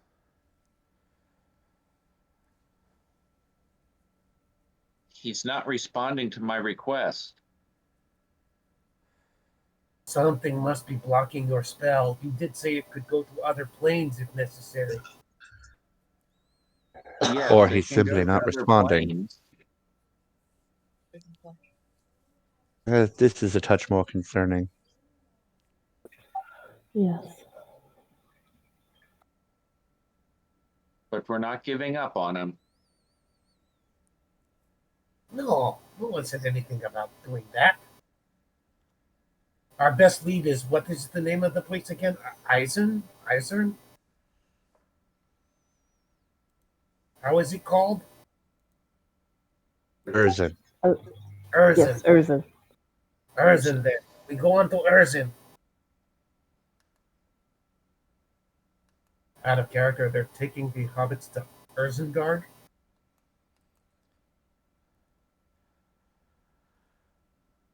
Looks like meat's back on the menu. All right.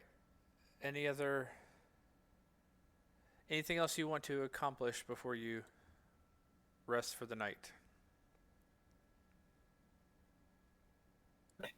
I will cast some more good berries. Okay. Supplement whatever anybody wants to eat, but the good berry itself will technically sustain you.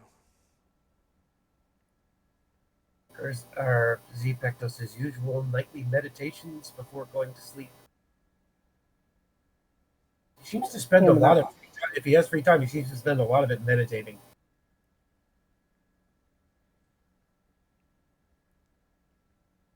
I'll just exercise so that Gene gets tired watching me and falls asleep. Nala just takes the maul out that she's got from the physical exertion. She's lifting some of those heavy rocks. Yeah, she's actually practicing with this giant mace. The skull heads. Yeah, it's like this heavy maul that's got skulls for a head. UA will look for a clean puddle somewhere and just kind of submerge under and get that nice quiet going on so that he can have his evening meditations. Can you breathe underwater? Yes. Okay. I was gonna say the only puddle you find are the ones that you were trudging through. That's about knee deep, so not really puddle so much as you may wake up completely underwater. We could nickname him Gil. All right. First watch. Go ahead and make your checks.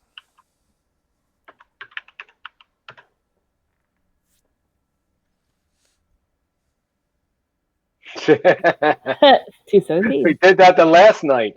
I know. Wait a minute. I get a disadvantage, right? Yeah. Look, she rolled a 20. Okay, 11. 17 and 11. This isn't too hard to notice, and actually probably those of you who are lighter sleepers almost immediately hear it as well.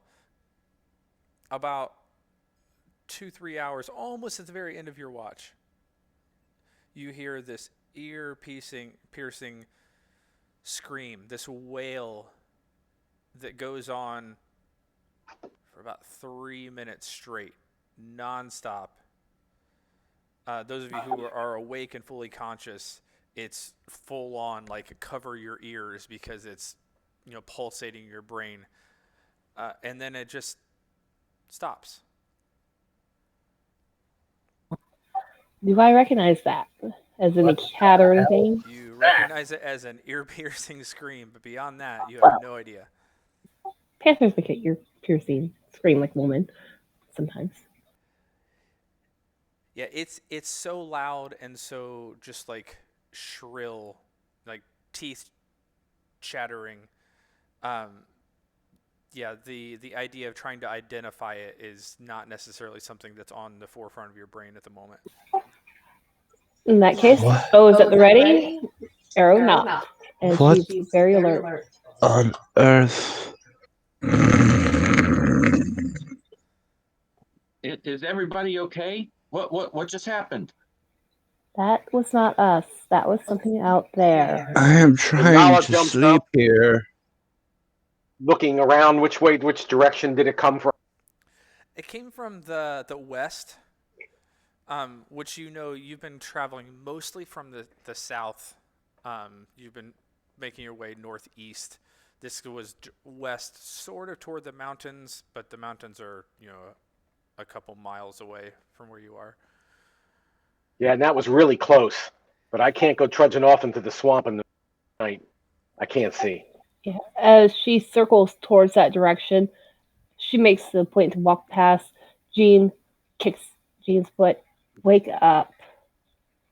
We may need you awake. I'm already awake. Who could sleep through all of your chatter?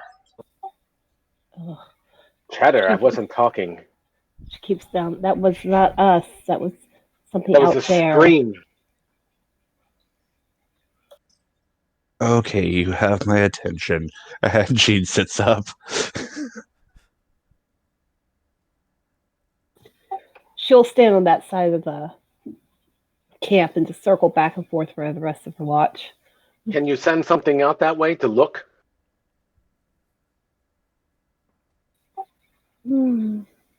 Like through magic or something?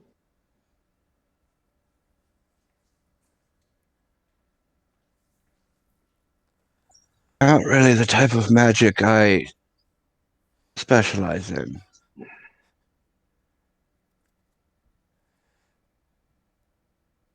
Jean's like, I could overpower your mind and send you out to do it. I look around. The thought has occurred to Jean. Pray I die. Pray I die. Hang on. Look around. Do I see any creatures nearby? Any signs of there being a creature or a bat in the tree or something like that? Make an investigation check. You're still at disadvantage right now.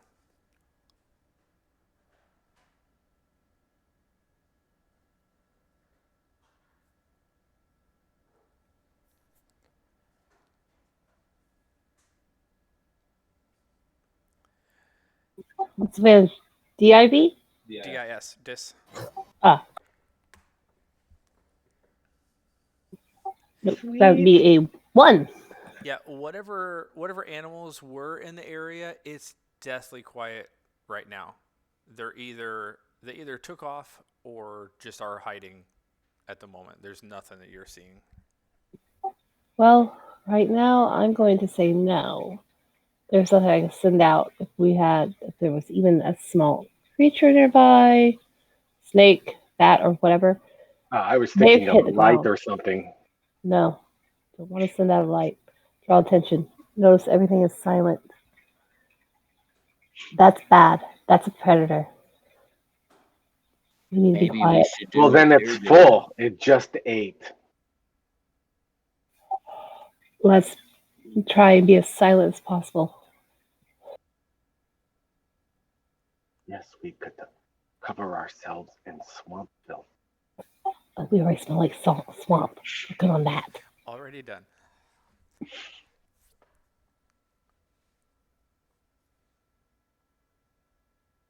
I'm going to cast the spell. What spell? Greater invisibility. Myself. Okay. And go back to sleep.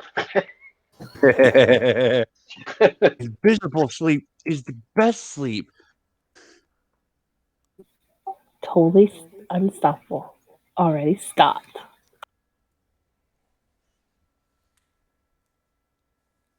Cast. Maybe I should type that with a Cast, not check. Yeah. Yeah.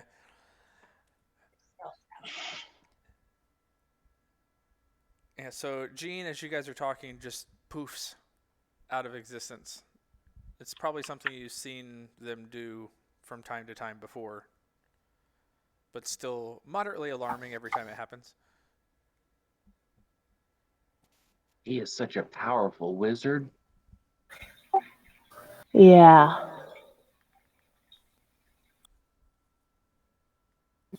You know, fall in the mud. Still gonna show.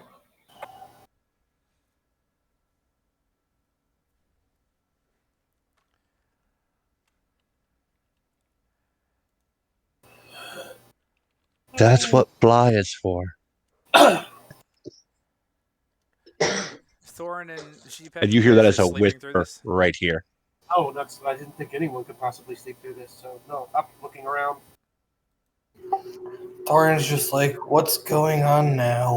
Why can't we just have 5 minutes of peace? Because there's some screaming banshee creature out there that wants to eat our brains. Well, sucks for those of you who have some. Well, you're just gonna be a little light snack. You know that, but that's okay. Gene eventually pops back into existence as the spell is 1 minute long. Yeah, no, that's fine. I was like, wait, are you doing this strategically? Aren't they hours? Nope, 1 minute concentration. No, not invisibility. Oh, what? 10 rounds. Well, that sucks. You might as well throw a Everybody's just sheet kinda over you. looking around, scanning the area. There's nothing. Make sure to check the trees. You can do a search if you want. Do a perception check. I'm going back to sleep. And Gene goes back into his tent, or her tent, or It's their tent. Their tent.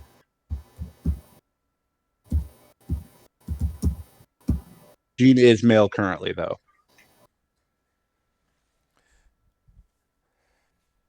You don't see anything.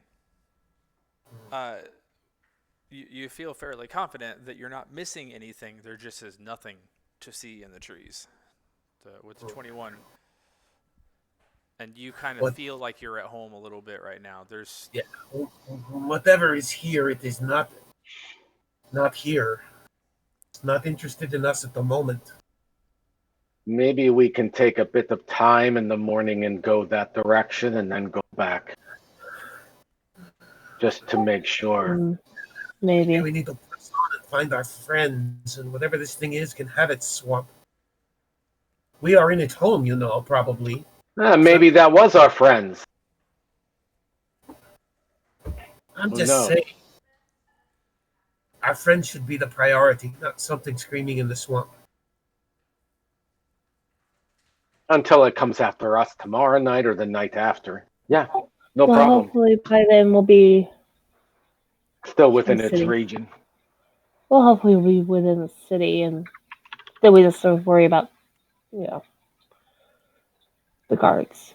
Since it was almost time for the next watch anyway, might as well swap watches now. Yes, I Sounds won't like a be able plan. to sleep after that.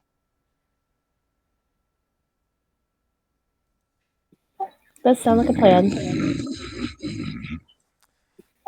Well, some of us are getting a good night rest. Just close your eyes and go to sleep. I'm just picturing. You'll know if it comes here. All that snoring sound is actually telepathically in everybody's brains.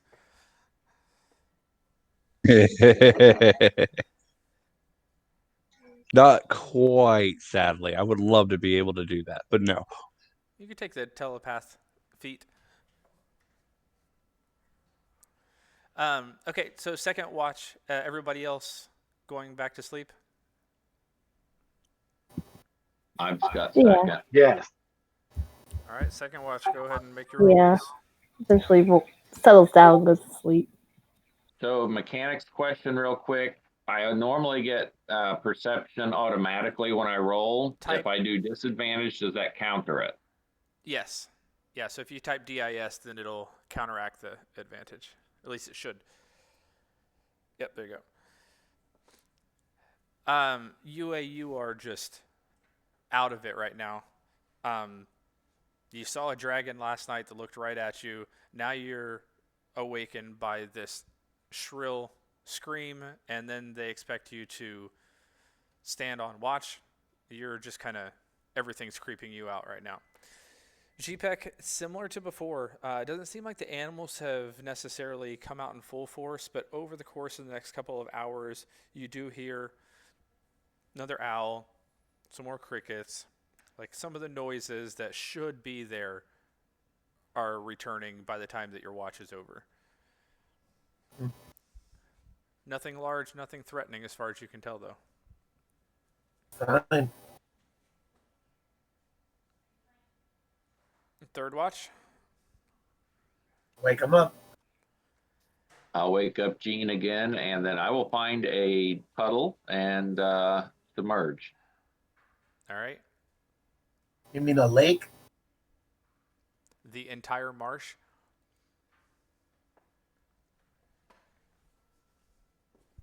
I am also awake. Time for the walk already. Nothing, no sign of whatever it was or much of anything else. Some of the normal night creatures coming back out. Nothing else. That's good news. I'd better stand for this watch. And Gene stands up and will actually stand through the watch and maybe walk a little bit just because they may fall asleep otherwise. Sure. All right, go ahead. All right, go ahead and roll it.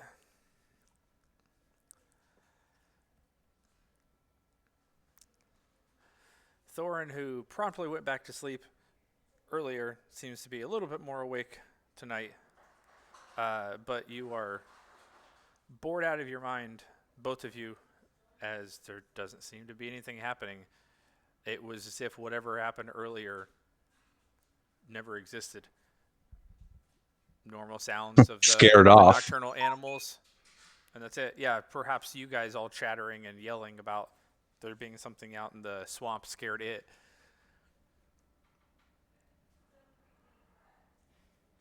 But the night passes, and you get back to the morning. I need everyone to make another Constitution save, please. Those of you who are already exhausted, your DC is slightly higher.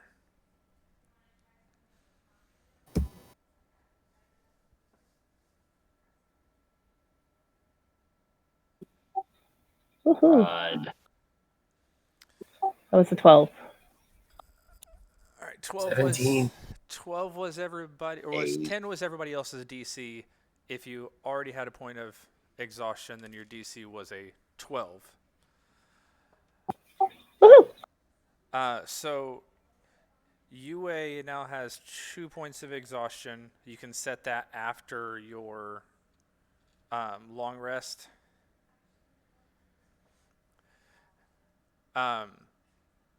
Knowledge just exactly made it with the 10. GPEC, you're fine. You're still feeling right at home. Lyra, you just made your save and recovered your point from before. Jean barely made that one. And let's see, we still need Thorin.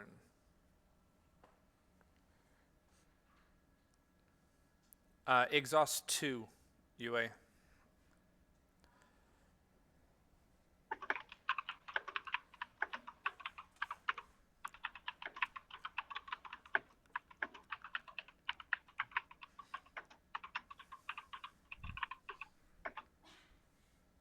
Damn. Yeah, Thorin with a natural 1. So you feel like you were nice and bright-eyed, bushy-tailed during the entire watch, but you expended all of your energy on watch. So yeah, so exhaust 1 is a command for you. Make sure you do it again after you've done your long rest, otherwise it'll just reset it.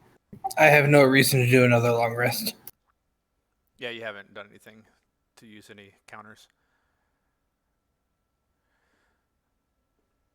All right. You guys, as you're starting to prepare for the next morning, you see UA is still just kind of puddle-fied in a goopy mess in the marshy area that he had settled in the night before. UA, are you all right? No, I'm not feeling very good. I'm super tired. That's because you were worried about the scream. It shouldn't be much longer now. Come on now, let's get up and move. Hopefully we can rest when we get to this place. But we need to find our friends. I'm still worried that you can't reach them. I am too. I think that may be part of the reason I'm so messed up right now. We have still days to get through this swamp. Just keep them in your mind of that little bloated creature, and that may motivate you more. What? You don't want to become like that. That's going to terrify him more. He's not going to sleep like that. Yeah, thanks, Nala. Well, you could try the spell later on. No, it's daylight. Because maybe might be up, might be broken again. If you want to try it again. It's not broken. Something's interfering. We can try Usually it is. when we break camp for lunch.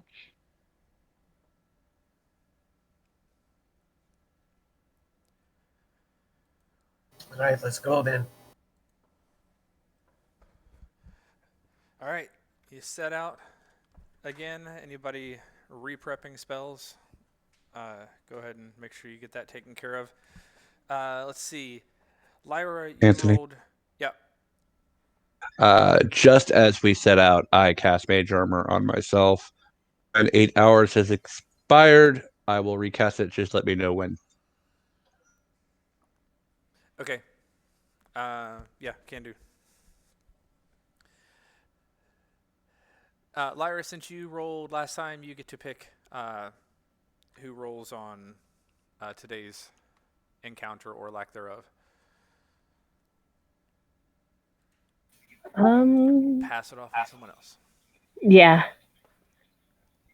Let's go with any volunteers? If you want low rolls, then have me do it. If you want high, definitely not me.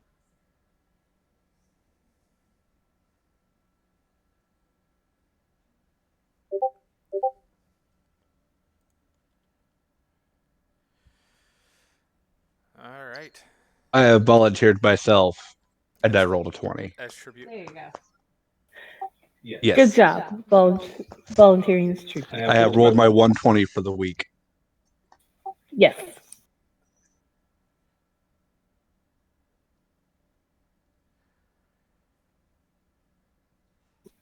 And from now on, he will fail his Constitution saves. He made that sacrifice for us. All right. You come up actually on the path opens up. It's a little bit easier at this point to follow. It's slightly more elevated, and so you're not trudging through all this wet. And you follow that for maybe 15, 20 minutes, and there's a little bit of a small little plateau, although, only being 10 feet above the water is not necessarily a high one, but it's at least level ground. Trees are a little bit more vibrant here, as in there's a few trees that actually haven't lost all of its leaves and stuff like that. And you get a little closer, and there's some sort of stone man-made object further up ahead.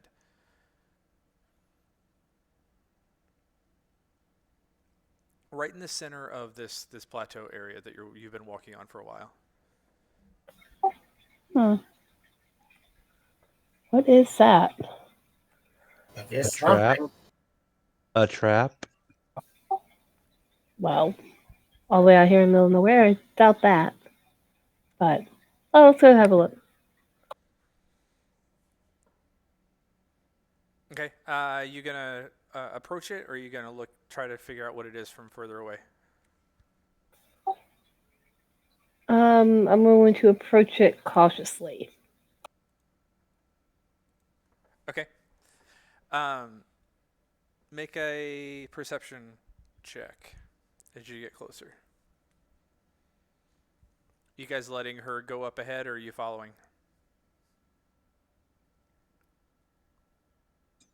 Keeping a fair distance, like 20 feet.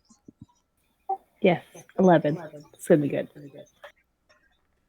I'm within 30 feet of her. You get up close enough to at least make out the fact that it looks like some kind of an altar of some sort. It doesn't look like it's been used for quite a while, but without more of a thorough search up very, very close, this is the best that you can make out from the distance that you're at. Keeps approaching.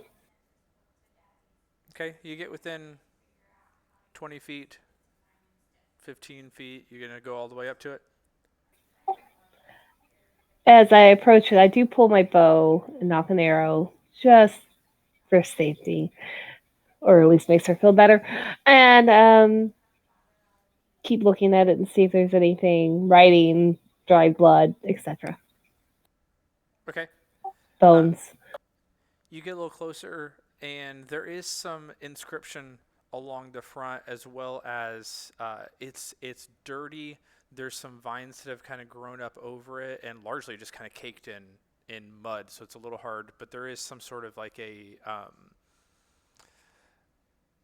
fresca type of thing where it's been carved in, almost like an image that's carved in. But this looks like it'd take a little bit of work to uncover it, see what it is.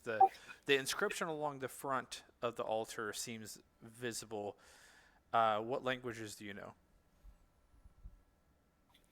Let's see, languages I know are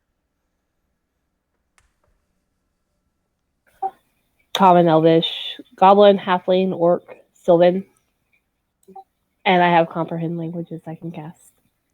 It is not in one that you know. Okay.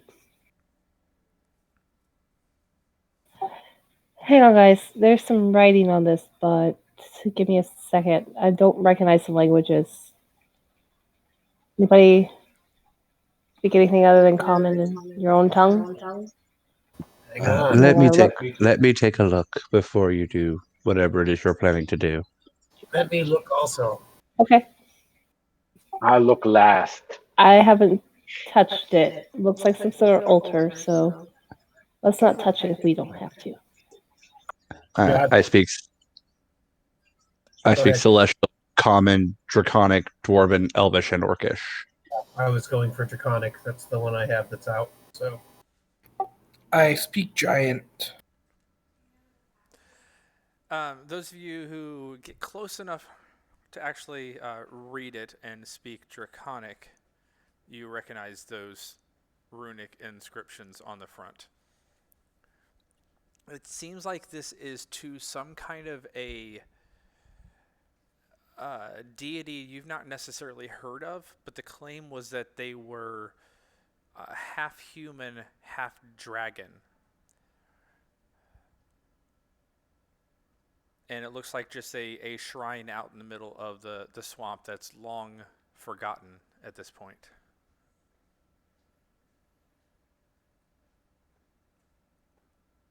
A long forgotten shrine to a god few people probably remember. Yep, I've never heard of him. What was his name again?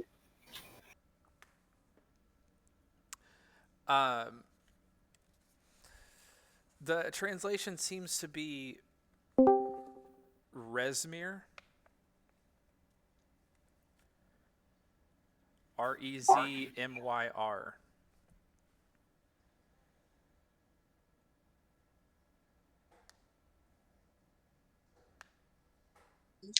Looks like someone by the name of Rezmir. That couldn't be the name of the dragon, would it? Don't know, but it's an old religion.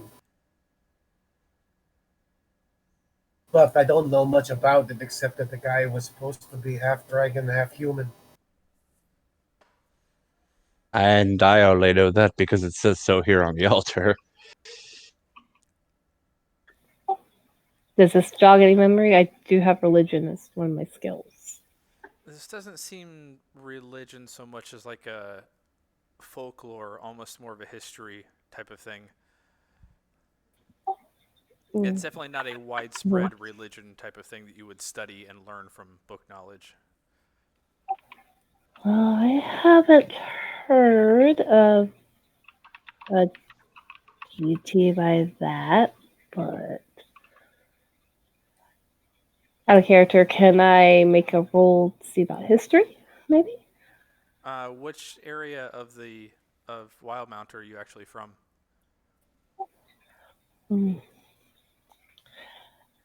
Menagerie Coast, mostly. Then yeah, this is definitely something you've not heard of.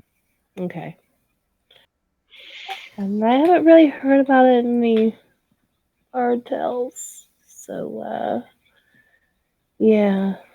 I'm going to say I don't know anything of this. Maybe we should leave it and just walk away. Be respectful. Because if it's a deity, let's not bring down the wrath. I agree with most of that. Yes, I see no reason to bother with it.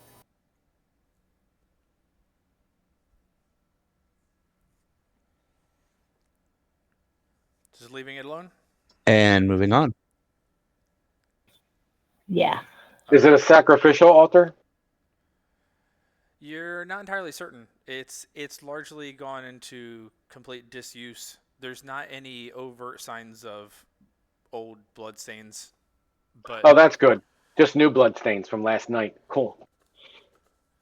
I mean, if you stay long enough, it might be fresh bloodstains. Are there any Just pictures? curious if the scream had come from this way last night. No, yeah. No, you guys are traveling north. You heard the scream off to your west. It's a swamp. Who knows? Are there like any pictures looking around at it? Any like pictures like maybe the warrior or what the god would look like in this case? Like I said, there's some sort of fresco type of carving more. This is like a plateau table type thing with almost like a headboard. And so the upper section does have some sort of an image carved into it, but that's the part that's caked over in mud and vines. I don't think prestidigitation would take care of those vines. It would take care of the mud, but right. So up to you on whether you wanted to try to look into it further, or move on. Yeah, why not? She casts prestidigitation, reaches up, grabs the vines, starts yanking them off. Be respectful. Make a strength check.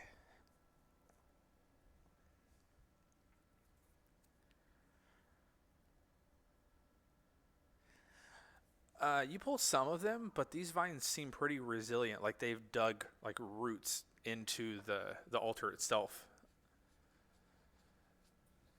Well, you could probably do it, but as you pull, you see there's some dirt and the altar itself looks like it's almost slightly crumbling as you're pulling the vines off. And she will stop and she'll look at it and say, "Well, I tried to clean you up. I'm sorry. And we mean no disrespect. Have a good day. Bye." And she walks away. Okay. All right. Everybody else following suit? Yep. Is it something that I think I could actually make a painted copy of, since I am an artist? You don't know what's underneath. That's the problem. It's all buried under the vines and, well, formerly the mud. Got it. So yes, potentially you could maybe do some sort of a recreation, but you don't know what you are recreating at the moment.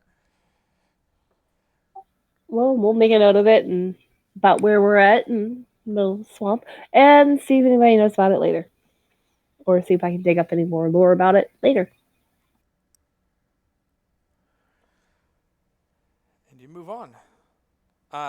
It's aside from UA, who is forcing all of you to travel at half your speed for the entire day. You guys are in a little better spirits. It's because of this plateaued area that at least gives you an hour or two of walking slightly out of the water. It's a little better travel day if it wasn't for the fact that you guys are pretty much having to wait for UA every single time you look back, and he's just trudging along. So you don't get nearly as far as you'd like to with your current situation. Anything you'd like to accomplish during the course of the day before you stop? Gene, you definitely, because you know when your spell runs out, you're able to recast it. You know, if it's 7 a.m. or 8 a.m. when you cast it, then you recast it shortly before, middle afternoon or whatever. Lyra, any idea how much further you think we have to go? Let's see. Well, out of character, you want me to make a check for that? Said a couple days, but with us moving slower. If you're going to the last place, or like the place that Urzen shows up on the map, which who knows if that's actually where it is at any given point in time, you are maybe halfway there. Well, if you're lucky, it may be closer. If you're trying to actually get to Urzen, it may be closer than what's on the map. If you're unlucky, it could be a couple days further away. You just have no idea. Well, maybe a couple days. If they haven't moved from the last time I saw a map with it on there. Could be sooner. Could be long side of the move. I mean, they are turtles. But we're going to say a couple more days, maybe. Half.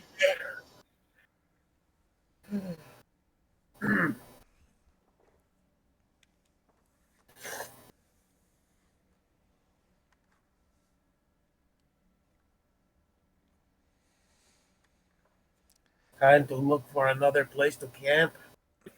Indeed. Yep. Go ahead and give it a go.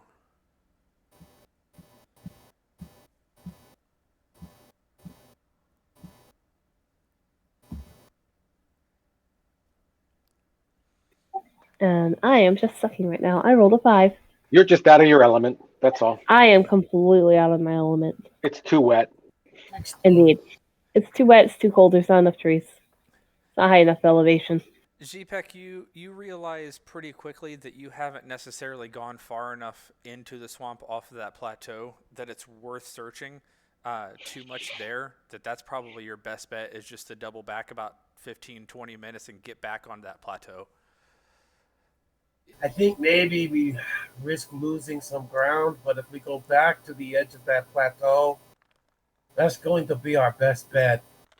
This looks pretty messy going forward. So you want to follow the plateau all the way? Well, we could look for caves as well along the plateau, the edge. It's not that high. Any caves are probably going to have water in them. Are we talking about that big plateau, Anthony? No, you guys are nowhere near that. No. Okay. A little one that's only like 10 feet up, if that. Oh, never mind that. I thought we were okay. That's where you found the altar, but you've been kind of traveling along just this elevated platform for a couple of hours now. Well, that sounds like best. I'd rather have a nice, solid, good night's sleep on something dry. Yes, let's double back. It's not that far walk back, so that works. If we're still days away, that's not much ground to lose.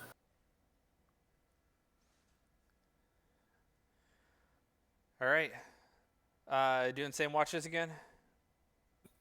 Yeah. Of course. Yeah.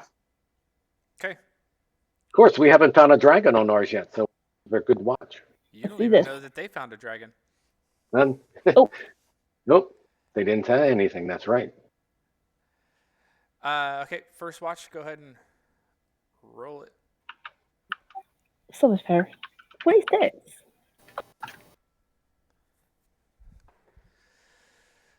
This night is much like the first one. You're hearing the normal sounds of the swamp. That's good. But there's nothing unearthly, nothing creepy, nothing that wakes everybody else up.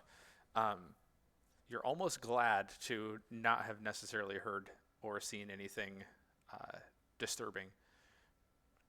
And your watch passes.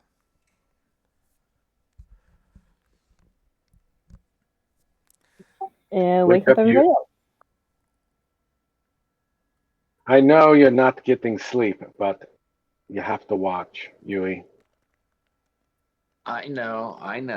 I'm awake. I can take the watch. He can sleep. It'd be no good if he's trying to keep watching. He's exhausted. Maybe he takes third. No, I can't shirk my duties. Lay down.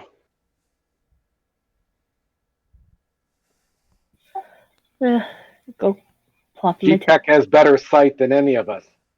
So I tap my goggles to show that I can see at night too.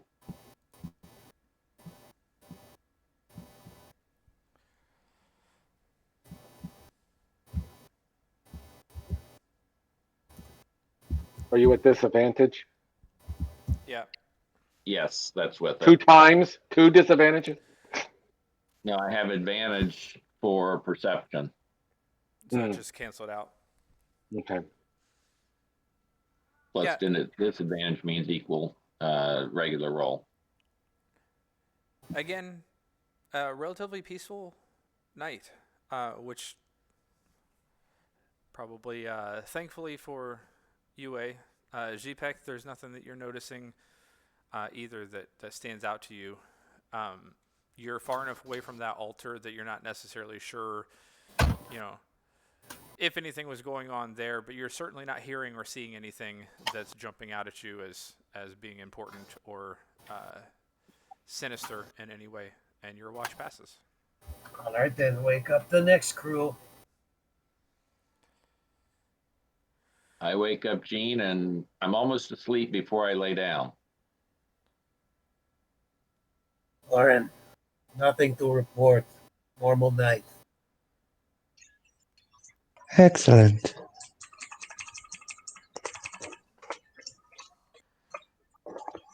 Gene So very nice sleeps. not to be woken up again. Do you sleep as a woman and travel as a man? Is that how this is Oh, going? nope. Woke up as what to sleep as a man. Woke up as a woman. Gotcha.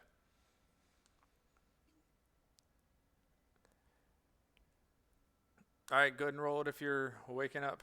Third watch.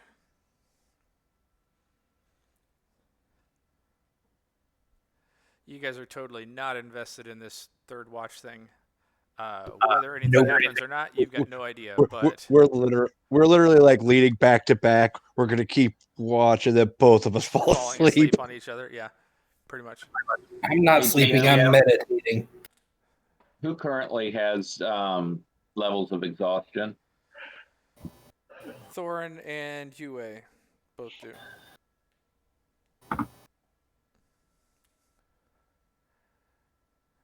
Thorin and Yue, what? Both currently have at least 1 point of exhaustion. Yes. All right.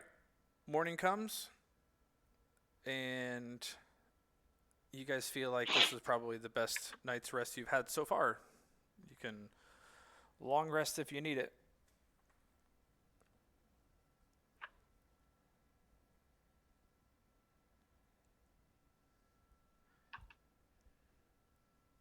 I forgot how to do that.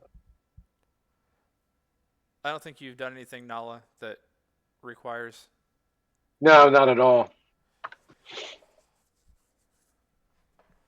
So UA's the only one's got a point of exhaustion, and that's gone down to just 1.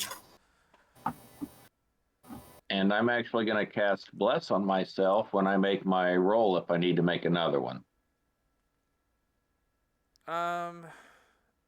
Bless or guidance? What do you mean? Bless lets me add plus 1d4 on my either attack or saving throw. Yeah. Guidance would let me do it on a check, but I'm not sure if that's the same as a save. No, attacks are definitely not the same as a save. Yeah. No, you don't need to make a roll this time because you guys actually got a decent amount of rest. But I will say in those instances, I don't like the way that guidance is spammed by most people, and also then I guess blessed, although I've never seen it used in that example. If it's something that is just kind of over the course of an entire day, you can't use something that takes 6 seconds to boost it. I wouldn't allow that to be applied to it unless you knew, exactly the exact moment that, if you got struck by poison, that's one thing. But if you're experiencing the effects of a disease over the course of an entire day or something, that doesn't make sense that you can choose the exact point in which you get a bonus on. But it doesn't apply right now anyway. Alrighty. You have recovered your point of exhaustion so far. So you're down to just 1. All right. Traveling on. Lyra leading the charge again. Yep. Jean made the roll last time. Jean, who's making the roll this time? 4. D20. To see what, That's if anything, to see if you we encounter anything. Yeah. What's that? Oh, that was because I was away from keyboard. Who's going to roll? UA. Alrighty. Yui. I has a glutton for punishment. Yui. All right. That wasn't bad. Middle of the road's not bad. Actually, we have no idea whether or not it's bad. Right. All right. Somebody roll me a D3 and somebody roll me a D4. I'll take the 3. I got the 4. Or is that a 6? 4, right? Yeah, 4.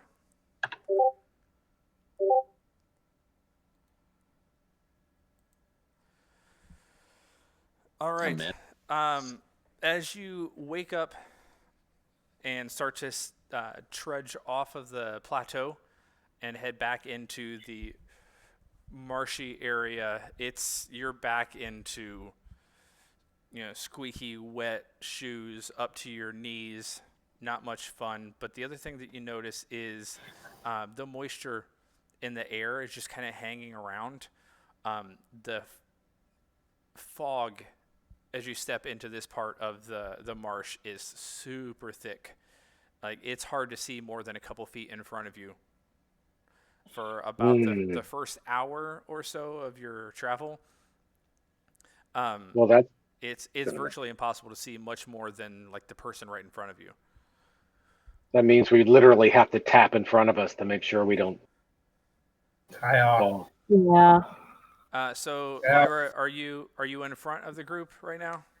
Yeah. All right, make me a survival check to see if you can actually maintain the path.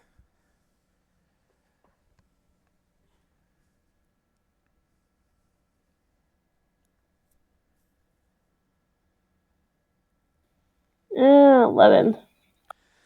Okay. The fog eventually burns off around noon, and you've at least cleared it. Whether the fog remains or not, you're not entirely sure, but you're out of it. But Lyra, as you look around, what you thought was a path is just kind of, it's dry land, dry ground, but you do a little bit of searching around, and there is no walking path anywhere that you can find anymore. Damn fog. Hang on. The path was... She starts muttering to herself. Starts looking around harder. What does the ground look like? You're still in the swamp. Just what little semblance of a trail that you guys were following before and would lose and then pick back up, as you all are kind of glancing around, there is no trail. It's just there's some land, there's some swamp, and you can see the same type of thing in every direction right now.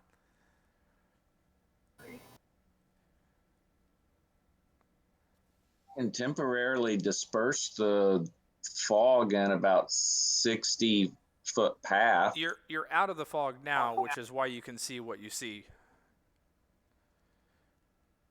It's behind you. I mean, if you wanted to double back, then that may be useful. But at least where you are, there is no fog anymore.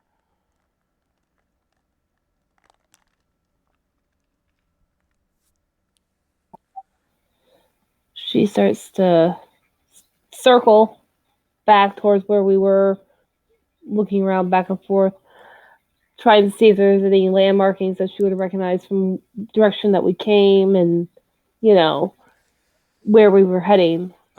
Make a survival check to see if you know which way you actually came from. Have you gotten us lost again? Shut it. That would be the fog. You think 14. You think that if you double back 30, 45, 60 minutes further east, that you might be able to get back to the trail. You'll have lost quite a bit of time, but you're pretty sure that you ventured way too far, just like northwest, and lost the trail. Your best bet maybe, if you want to find it again without randomly stumbling across it, would be to go back sort of the way you came from to try to find it, because you have no idea where to get to it from here. Well, here's what it is. We went through the fog. We wandered too far off the trail. We can double back about an hour-ish the way we came and possibly pick up the trail again. Or we can try going the direction that I think the trail will go and hopefully find it. No guarantees. Yeah, you at least have a good idea of your own sense of direction now that you're out of the fog, but it's more a matter of can you get to where you're going without the trail, or do you need to go back and find it? If we want to try and just forge on without trying to double back and find the trail, I have a good idea of where we're supposed to be going in this. It may take us longer to get there because of how far we've wandered off. But at the same time, we have to drag ourselves back through the fog and the muck to try and get it, unless somebody can do something about the fog. And bless you with guidance from the Changebringer if you wish.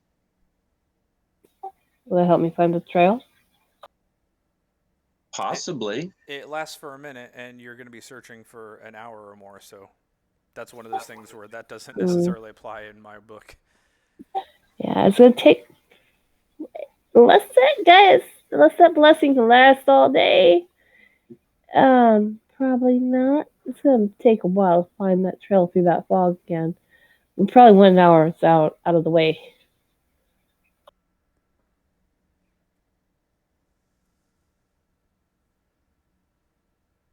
I say we go that way. Gene points a random direction. No. Roll a d8.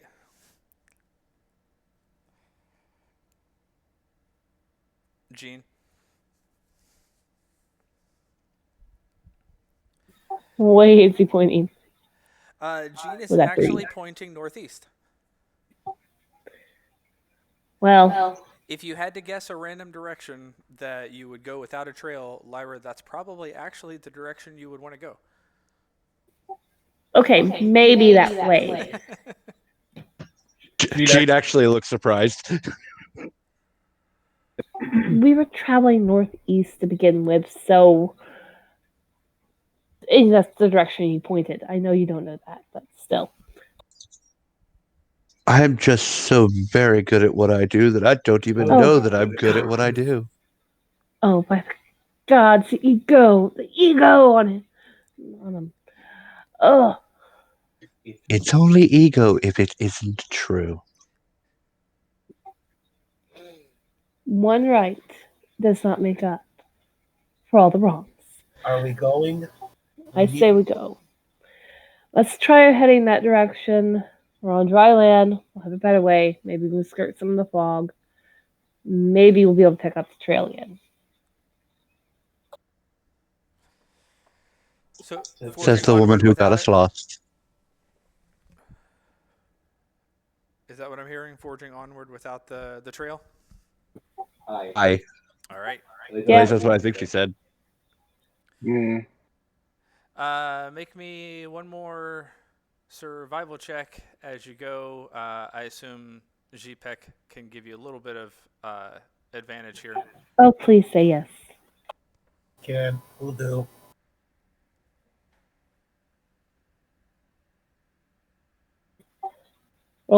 Roll again for advantage? Yeah, roll one more time.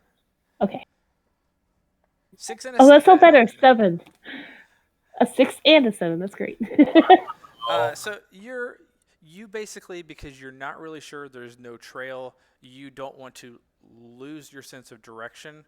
What you find Lyra doing is basically aligning herself directly northeast and not veering off that course. Doesn't matter. So you guys are going through like waist deep water, climbing over roots, climbing over fallen trees, and she is just beelining in one direction. There's no more find the trail because there is no trail. It's don't get lost. And if you have to wade through chest deep water, I don't really care. When I said let's go this direction, I didn't mean in a straight line. Ranger she says as she's literally got water over her, up to almost her shoulders because she's only 5'2" at the moment. And has also changed to look like a gnome. Unfortunately, I can't change my size. Oh, that's Otherwise, true. I would go half leg, all kinds of funness. But stuck in medium. Learn to ranger up. Not complain. Let's move. I'm just a humble city girl. Or boy. When the occasion strikes me. When I'm feeling frisky. And swimming. Yeah, you probably can at some point along the way. Yue is probably swimming at every chance he gets. You bet. A refreshing dip in the pool for him.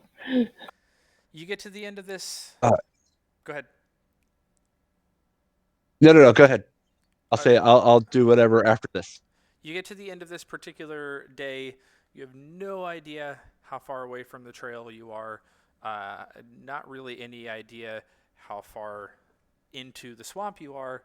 Lyra, you're fairly certain that you're still heading northeast, but outside of that, you're not really sure where specifically that you are, where you'll come out.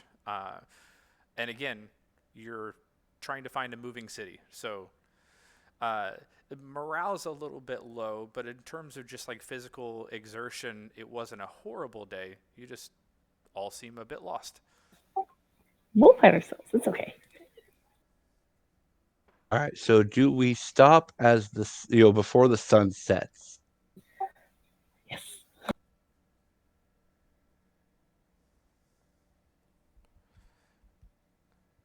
That would make sense since many of the group do not see well in the dark.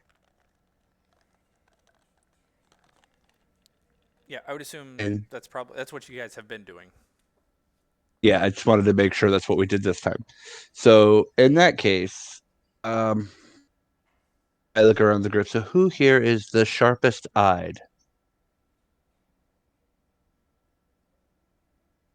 I'm usually pretty good. Yeah, Yue has some sort of like preternatural ability to see things sometimes that nobody else notices.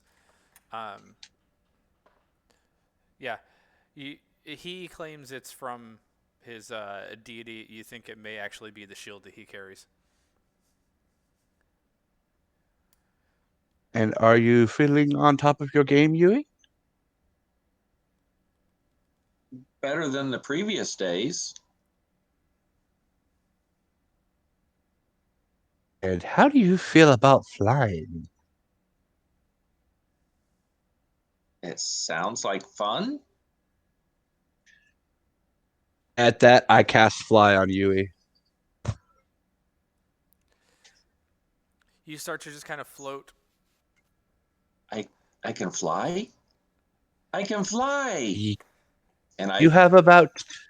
I will grab at Yui's foot if Yui starts to run off or fly off. It's like Charlie in the Chocolate Factory. Yeah, exactly. Let's see here. Do I have to cast fly? Do I just like T Yui? Yeah, I mean, I would. It shouldn't necessarily matter for what we do with mechanics, but yeah, that is how you would target. And I grab it. Yui's feet. You have 10 minutes. The spell will end, and you will fall. You're on the ground by then. And I let go. Oh, and see if you just can't find this big turtle. Okay. And I zoom up. Yui takes and off. Keeps going. It's a pretty fast flying speed, but this water genasi knows water, so it looks like he is swimming through the air because that's how his normal mode of travel is. It's like the breaststroke just through the atmosphere. Oh, that's great. Oh, I love this. I'm going to cast this on him more often.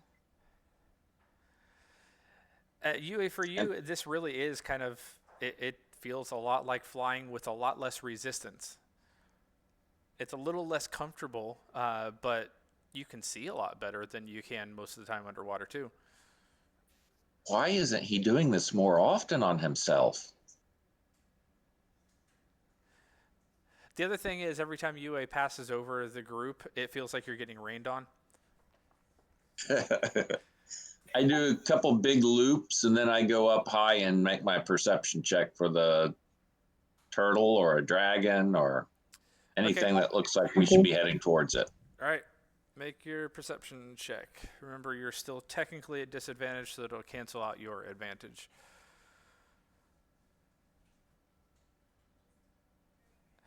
Yeah. Oh, lovely. You go up high enough, and you can travel far enough, because this is a 10-minute thing. You get enough of a distance. You can sort of make out what you believe to be a northern edge pretty far off in the distance. But as you're not necessarily super adept with either flying or geographical locations in general, the best you could probably report back is that somewhere off in the distance you saw the edge of the swamp, but you couldn't really even describe exactly how far away that was, just that it was visible as you were zooming around. Now, would this have been a point where I could have used guidance? Yes, for a singular thing, yeah. Got it. Yeah, that's just the biggest thing is anything that's long-term extended, or it's like a cumulative thing. It doesn't make any sense to be a single point in time. But yeah, as you're looking now, that would make more sense. And it wouldn't have helped me this round anyway, because that low would still, even at max, would have put me to 10. Gotten a 10 at most, yeah. Yeah, otherwise I would have let you roll it and add it. And while I'm hovering, I look like I'm treading water, just because that's what I would do in the water too. So yeah. You get a little bit of a sense you're not completely dumb on passage of time. You feel like it's probably getting close to you needing to head back, but you don't feel, at least at the moment, in any type of danger. I will swim back down then. All right. And you guys see your watery friend coming back from the air rather than the swamp. Anything to report, Yui? Way off in the distance, that direction, I see what looks like the edge of the swamp. No city, no turtles. No, I just barely see the edge of the swamp. It's that far away.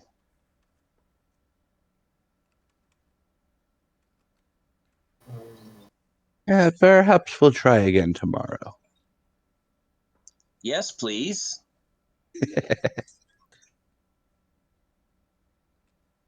Why don't you do this more often? Because I can only do it so many times daily. But you didn't do it yesterday or the day before.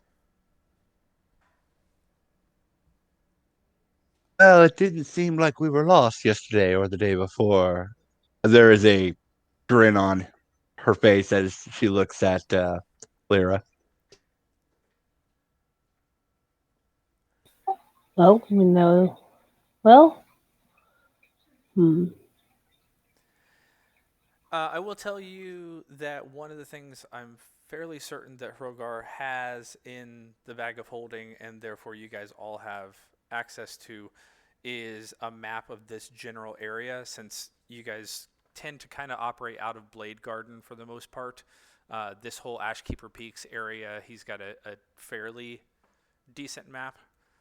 If at any point you guys wanted to consult that, it is possible to do. It doesn't have to necessarily just be Lyra's like memory only. or Lyra, sorry.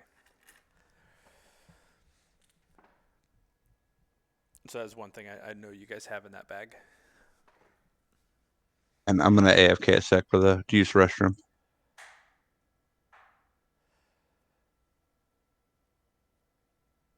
Recorded for posterity's sake. Well, Mine. let's see here. Other than that, you guys have gotten to the end of your evening. So if you're going to search for a spot to camp, now's the time. Yeah, let's try finding a spot to camp. And when we get to camp, don't we have a map? It's only good if we know where we are on the map.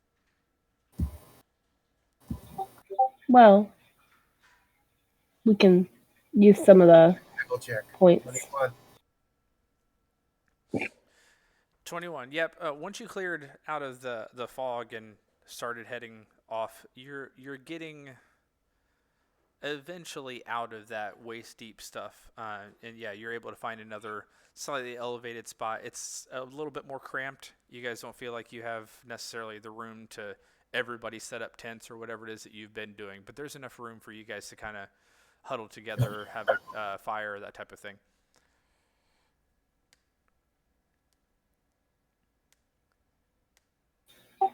She pulls out her bag and starts digging around in it, feeling for the map. Yeah, as the thought comes to you, map of Ashkeeper Peaks region, it's in your hand and you pull it out. And on her first watch, that's one of the things that she'll do is study the map and keep the ear out and everything. And try to figure out exactly where we're at. All right, and you are first watch? Yeah. Correct? Yeah. Make a survival check. Nala, you were also first watch? Lyra, make it with advantage because I assume you and Nala are looking at it together. Okay. Oh, thankfully. 21. 17. Yeah, so Lyra, you and Nala are looking over the map, and what Yue is describing wasn't fully registering with you. It didn't make sense that this is the end of the swamp because the swamp goes for miles and miles further than Urzen. It's probably another week travel if you're just traveling through the swamp. But at some point, it stops going northeast and starts going directly north. So if Yue thinks that he saw the edge of the swamp, it's likely that what he saw was where it starts to fork or starts to bend further north. So you may not have an exact idea of where you are, but you know you're probably coming up on the point in the map where the swamp is no longer traveling northeast anymore, which should give you at least a decent idea as a ranger of where you are and where you need to head.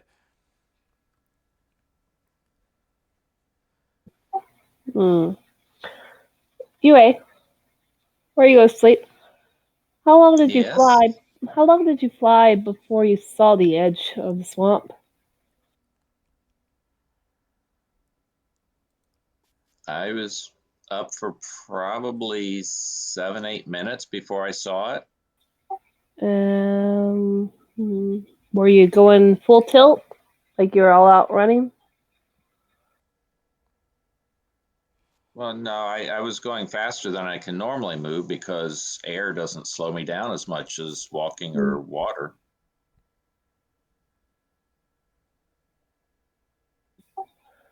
She starts figuring out, okay, so I think we're about this area on the map. Circles the spot with her finger. And that would be this edge here. Okay, so we need to go that direction, she says. Points to the direction she thinks that we need to go. Yeah, so what you're realizing as you're looking at the map and comparing all of that is a good chunk of your travel, either because you were focused on not getting lost or while you're traveling through the fog, or how in the world did Yue miss this? but with a perception check of 6 that explains things. That little series of peaks to the east of the marsh, the little bit of the Ashkeeper Peaks that's actually on the east side instead of the west side, is basically directly to your east right now. It's off in the distance enough that it's kind of hard to see, and especially since there's still a little bit of just a lingering haze on the day. But as you're looking at the map and looking off directly to the east, you realize, oh, okay, that makes sense where we are. On the map that you've got where it's got like the RSH, that's kind of where you are now. At least a roundabout idea based on your calculations. Okay, so yeah, we should be out here, circles. So we need to go that direction, north. So, yeah. We're not that lost. We're good. She rolls up the map again and stuffs it in the bag. All right. What's the worst? We wander around the swamp? Well, we're already doing that. Exactly. I know. Well, I mean, we could have been walking back towards the mountains, over what's left of the mountains, but, but thankfully we didn't get that lost. So we're good. We know pretty much where we're at, and it's good enough. We know where Urizen was last seen, based off when this map was drawn, and hopefully it hasn't moved too far from there. But if it has, hopefully we can follow the trail. I mean, they're massive turtles. It's not that hard to follow their trail because trees break. Or they go underneath the turtles. True. I don't know how big they are. They have to be. Lyra the Ranger is convinced that she's going to be able to find broken trees and stuff. The rest of you traveling through the swamp, you're kind of looking around thinking all that we've seen are giant puddles and pits and broken trees all over the place. How are you going to be able to tell the difference? Freshly broken trees.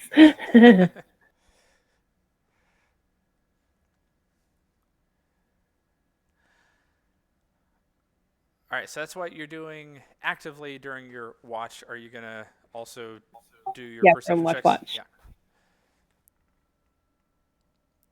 Yeah. Oh, need a perception roll as well?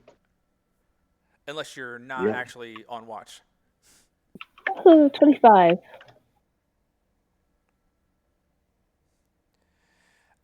There's the haze, the mist is cleared up a little bit, and so by the time your watch is coming to an end, the moon is nice and bright, and off to the east you actually can see, with much better clarity, those 3 or 4 peaks that are off in the east, and it's pretty beautiful. Now that everything's clear, it's a cold night, and you're getting, because of where you are, you almost have like this wind tunnel effect a little bit, so the breeze is a little bit brisker than other nights, but it's not biting cold at all. And there's nothing much that seems to happen currently. Okay. And watch. Wake up.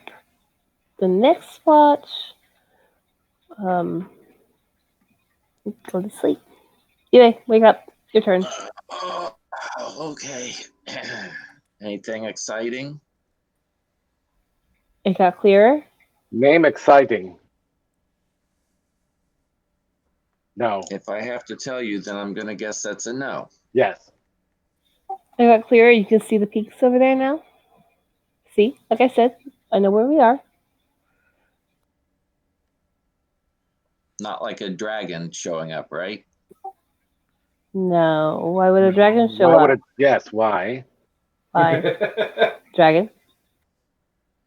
Well, I mean, we are following one. Why would it show up? Does it know we're following it? Probably not. Yeah, why would it know? G-Peck, as you wake up, you hear this conversation happening. Well, it could be because the first night out, it flew back over and saw us. What? What? Oh yeah, that's right. What do you mean that's right? Oh, I must have What? forgotten. What? That's something that you're supposed to wake people up for. I did. It was gone before we could even do anything. But do you mean we've been going north in the swamp, and we? It didn't have Rogar and Maxi with it when it flew, according to. It didn't. I got a good look at I it. just heard it.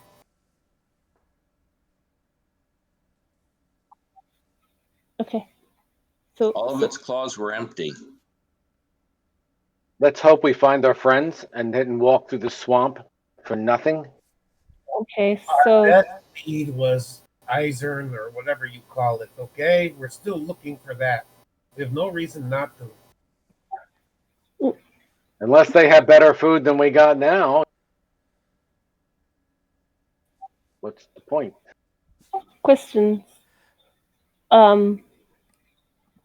When it flew over, what exactly did it do? Look at Yui. I didn't see it. It flapped its wings. It came right over top of us, and I looked up, and it looked down, and our eyes met. And it seemed like an eternity that it just kind of hovered there and then just kept on going. Which direction did it go back the way it came from, or back the way we've been coming from?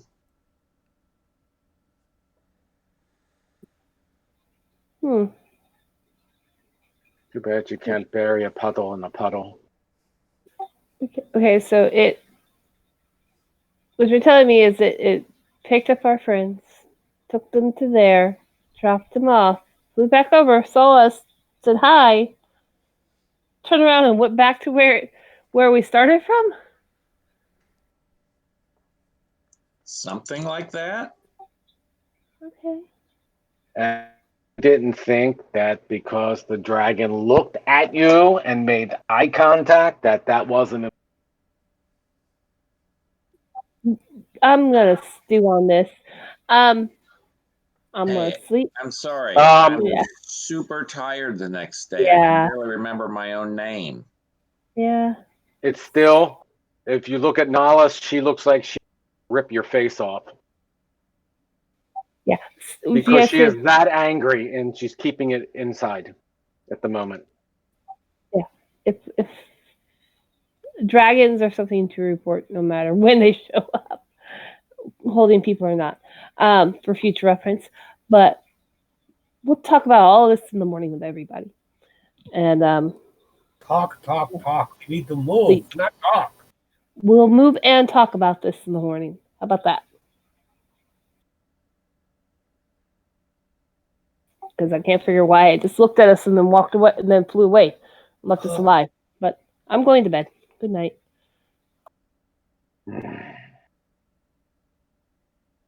And Nala storms off to go to sleep. I'm just picturing Nala saying, "If I die here in the swamp, I'm killing you." I updated her some of her backstories in there for you. Okay, cool. Stuff about. So you'll know why she's angry. Okay.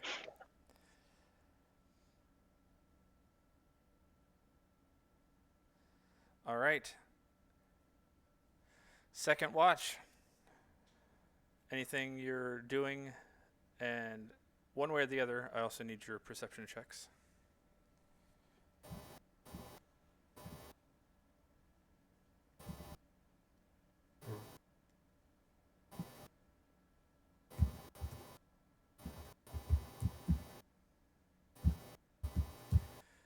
UA with an 11, GPEC with a 9. You're nice. Much.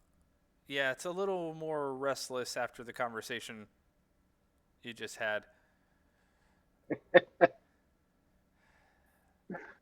You guys don't necessarily appreciate the beauty of the backdrop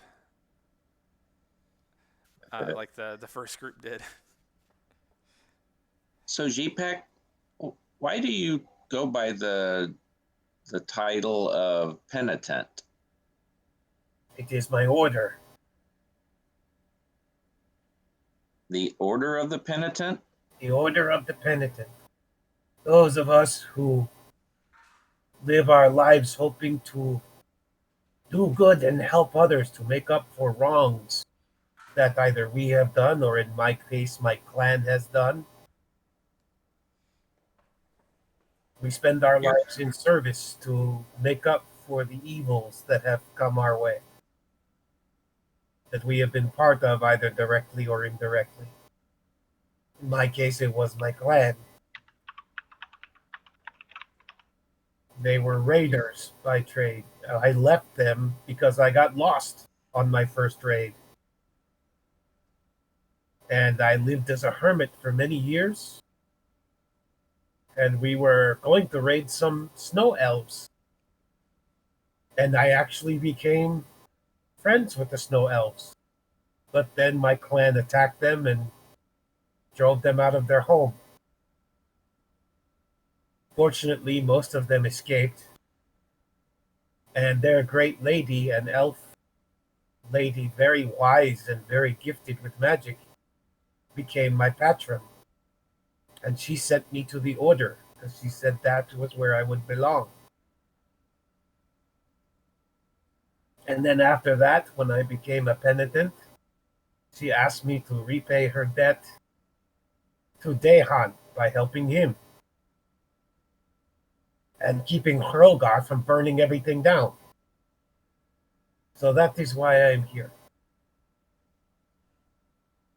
So what became of your clan? Or I guess your new clan, the Snow Elves? They moved to another place where they're living now, away from the raids of my clan. My clan was not large, and they lived very primitively. It's not like they were from a city or anything. They lived in a cave in the mountains, the way white dragons do. But I just did not feel the need to be vicious like they were. What was the point of it? When I was living as a hermit, I could eat food, I could hunt, I could fish, and I could live in peace. And if they hadn't come raiding, I probably would still be doing that. But now I do this. You're trying to make a difference in the world. I am trying to balance the scales to make up for the evil my clan has done, which I will probably never do, but I can try. And the lady, my patron, and he just kind of gets this dreamy look on his face. She may not be dragonborn, but she is the most beautiful creature I have ever seen. And she accepted me. She read my heart and knew I was not like my kin. So I have to do what I can to make up for them. Is she the one who you're bound to? Yes, she is my patron. As I said, she is a very great and wise elf. Clearly steeped in magic, though I think it is probably not any single magic, but many magic. She must be very, very ancient. She sounds more powerful than even Jean. Put it this way, to look at her was like looking at the sun and the moon somehow figuring out a way to brighten the world together at the same time. That is excessively romantic, but it is the only way I can think of describing it. Like being blessed in sunlight and moonlight all at once. I.e., kind of like you would picture Galadriel for the Lord of the Rings. That's the kind of pattern he has. Got it. If he was working for Galadriel, that would be similar.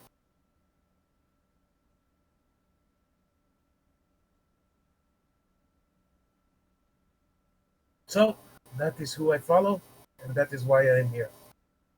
What about you? What brought you to this place and these people?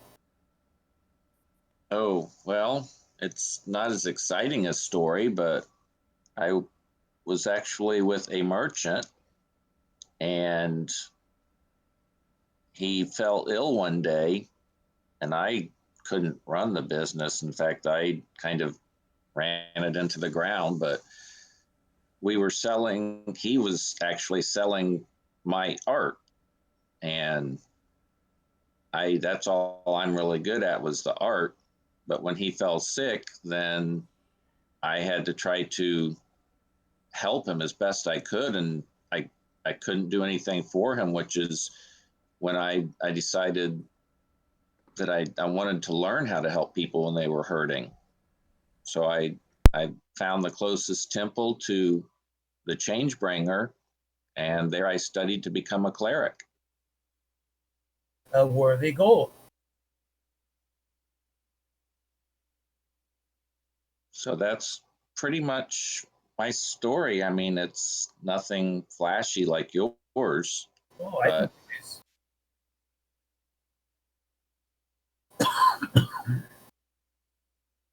Last I heard, he was doing better, but I don't know if he ever restarted his business or not. Well, maybe one day you will find him and you will be able to know. I would like that.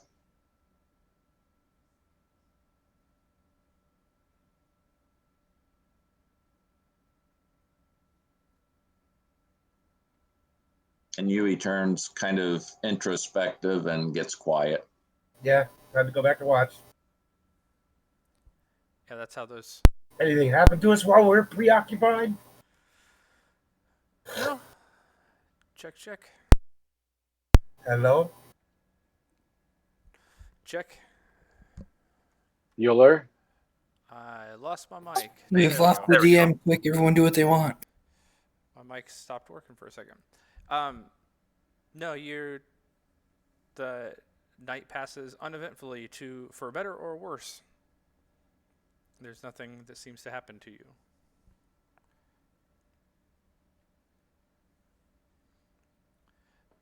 And time comes for third watch. Okay, then. I wake Gene.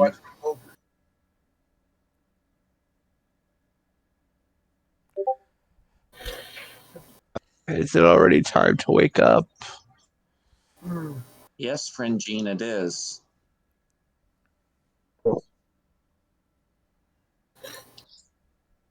I guess then I shall.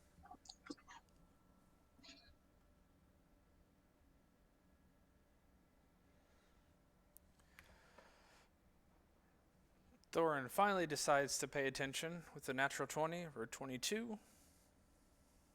And he's gotten enough sleep in the last week. Gene, who is looking male again.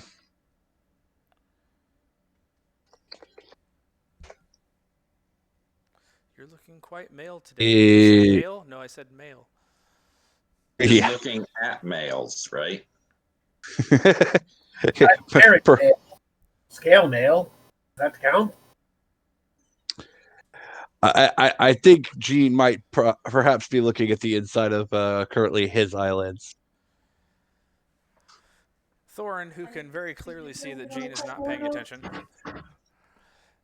But Thorin, you feel fairly confident for a long time that it's just a nice, peaceful night. And then close to daybreak, you hear this boom, boom, boom. And the ground is kind of rumbling a little bit. It doesn't seem that far off. I will kick Gene awake.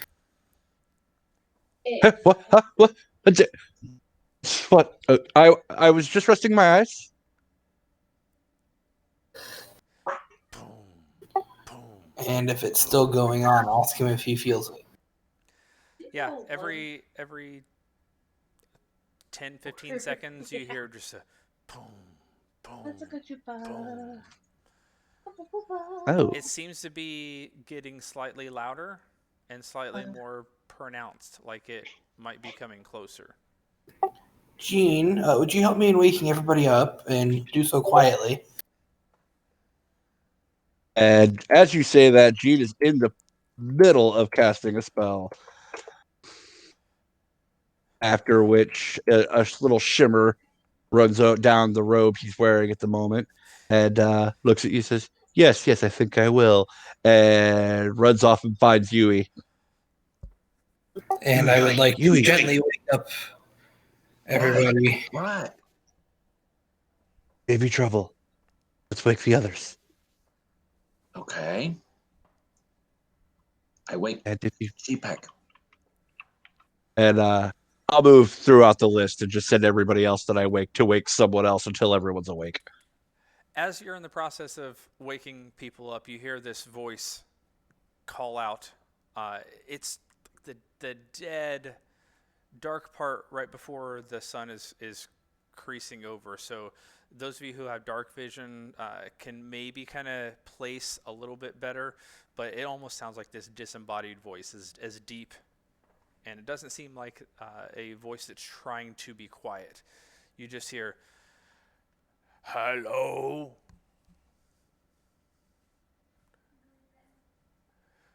Is looking for people. Well, you certainly seem to have found some. How can we help you? I will also just say hello back. Is you the little people? Well, that would depend on your frame of reference. Boom, boom, boom, and you I wouldn't consider myself so little. You realize these are footsteps coming closer and stepping close enough that those of you with dark vision can make out.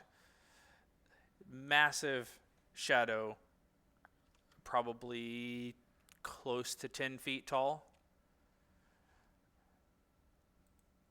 I'm not sure how many of you have even actually seen a creature like this, but standing in front of you is an ogre.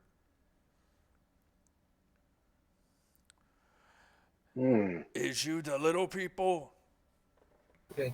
And at that, let me know when I can use a charge from my staff. Yeah, Anthony, just so you know, I have devil sight, so I actually see normally up to 120 feet. Yeah, you can definitely make out, again, if you actually know what this thing is, but you definitely can see it. Is this a friendly question or a non-friendly question? The creature holds his hands up. He doesn't seem to be holding anything in his hands. Holds his hands up and says, "No is mean." You're not hostile? He claps his hands and points at Yue. Oh, then. Is look Friend, for how can we help you? little people fall from sky. Make a big boom. Where? We are looking for them too. He looks really confused at Thorin and says, "Is look. No, not where. You is fall?" No, we are looking. Do you know where they fell? Now he turns and looks at Nala and says, "No is no. Is look." Then we help you look for them. The look on his face is one that's like, I thought I was the dumb one, but I'm not the dumb one. You can't understand me. Why can't you understand me? Because I have swamp in my ears. We are looking for the ones who fell from the sky. You is friend? Yes. Or Yes, we you is. Hostile? Friend. No, we're friends. And I hold up my hands with nothing in them. He moves closer to you and holds his hand out. It's just giant meaty paw, even for you as a barbarian, and grabs your hand and just like shakes it, but it's like he's rattling your entire body, almost picking you up off the ground. Yes, friends.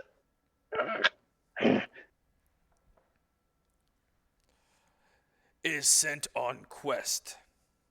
Son of Bufal, chieftain, Urzin. Is named Rupaal. Oh. I'm sorry, RuPaul. Nice. You were sent on the quest to find the people that fell? Yes. Chieftain father, think it omen. Must find folly little people.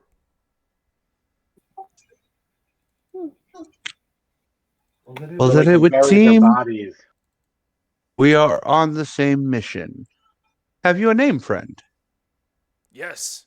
Is Rupaal. I see. My name is Gene.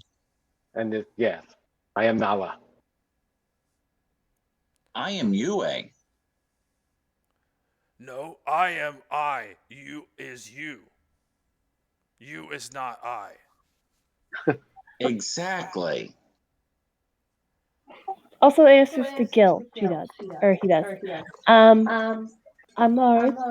Liren. Which way did you come from? Where's your village? Is son of Urzin chief. Rupaal, talk louder, if necessary. I don't know where that chieftain is. Urzin's where we're headed. Yeah. Okay. We were looking for Urzin. Is it Urzin? Yes. Okay.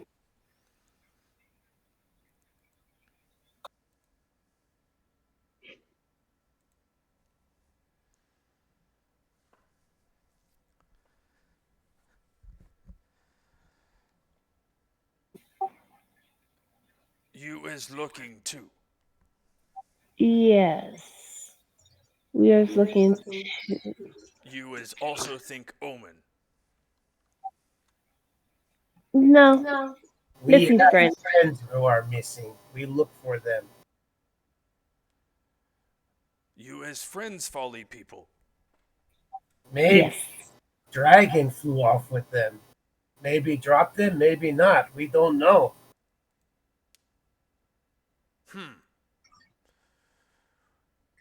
Well, is want to look. You is help? Yes. We'll help. We help. Come, must go. And he turns and just starts stomping off. Follow. Spread out to one side and help him look. Yeah.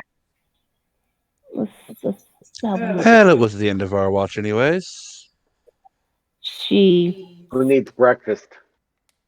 Eat on the move. Yeah. He's tall enough and noisy enough that it's not too hard to follow, even though you lose a little bit of ground before you're able to catch up to him. He's got large strides, but he moves slowly, so he's not necessarily that much. It basically moves about the same speed as you. Slightly larger, slightly faster. But if he sees you've caught up and you're having trouble catching up, then he'll slow down a little bit. He just kind of gestures broadly in the area and says, "Is wonder if dead." Well, we're certainly hoping not.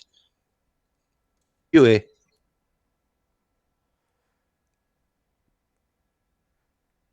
I think he stepped away. So, how long have you been looking for the little creatures that fell from the sky? You know that would make a reason why he couldn't contact. They were unconscious. Look since fall. How many days ago? For you. He holds up a whole open hand and says, 3. Okay. They could have froze to death.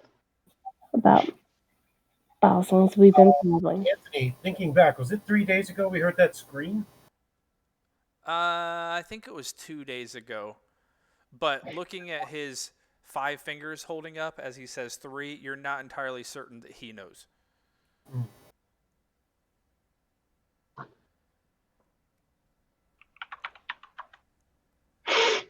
I hope it wasn't them that were screaming. Where you hear scream? 2 nights ago, in the middle of the night, we hear loud scream. Goes on for a long time. Don't know what it was.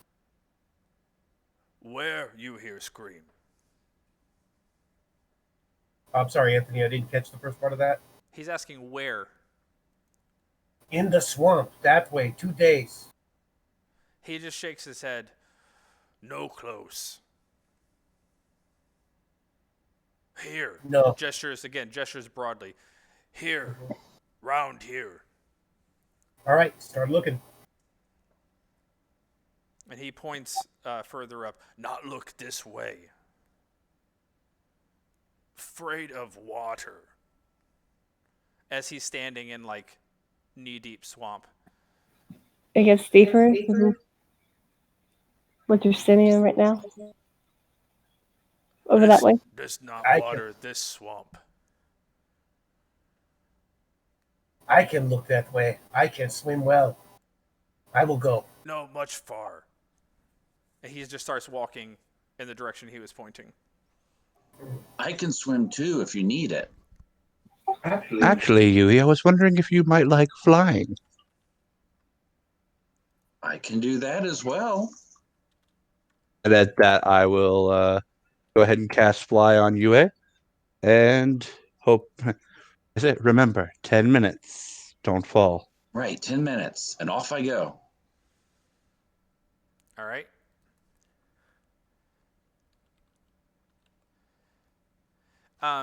Where specifically, you just heading off ahead of the group? Point where you want me to go. As he's walking, he just kind of points the direction that he's walking. I head off in that direction. Okay. Yeah, you start moving that direction. Make a perception check. I'm still disadvantaged? No, because you guys, technically you finished your long rest. So if you haven't done that yet and need to, feel free.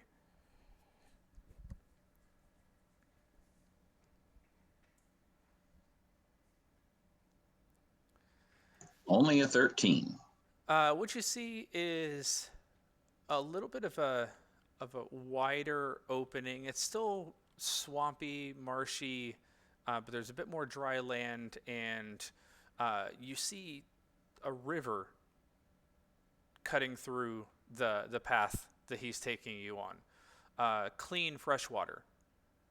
First that you've seen that's not just completely muddy and covered in filth. And it looks like there's a bridge kind of cobbled together from rough-hewn rocks. That's about the best that you're able to make out.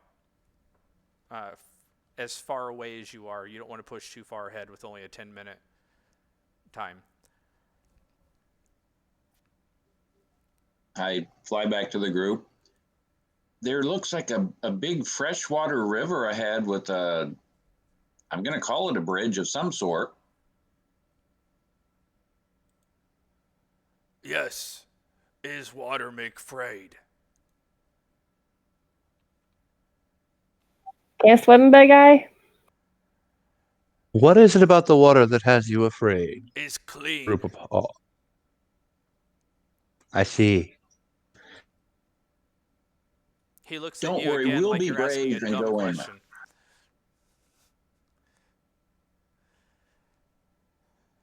He kind of gestures to himself, mostly caked in mud, and is not like clean.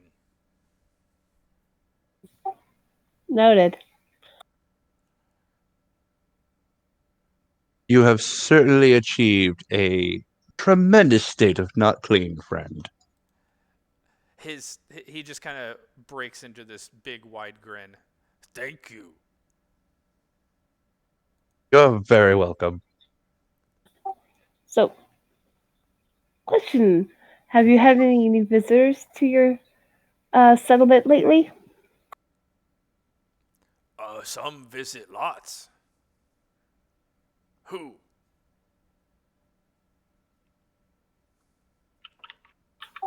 Just in the last 2 days, we're looking for 2 people. He turns and looks at you with like eyes wide open and says, Rupaul also look for 2 people. Folly from sky. You see? And the circle continues. Might be them. Yay. Go forward to the river and take a look around. All right, I am trying to bring up. Here we will do. There. Hopefully that. You guys have the full screen? Yeah, it looks like it'll work. Yes. Yes. And we'll switch our screen on here. See if that works. Cool. All right, let me make sure I drop some people in here. We have some dragon folk now, which is nice. Zpec, do you want a spellcaster type or do you want a warrior type? There are none Warrior that type. are. There are none that are. There's one that's white, but it's a spellcaster. And you have Warrior a two-handed? type. Yes. All right. There you go. What is the preference for our wizard? That's the wonderful thing about being a shape changer. It really doesn't matter what one you pick. What I'm asking. What doesn't even matter the gender. Go with at the moment I'm male, so pick something male and humanoid in a robe. There's a human wizard. Yeah, that'll do. Unless you want the Gandalf look.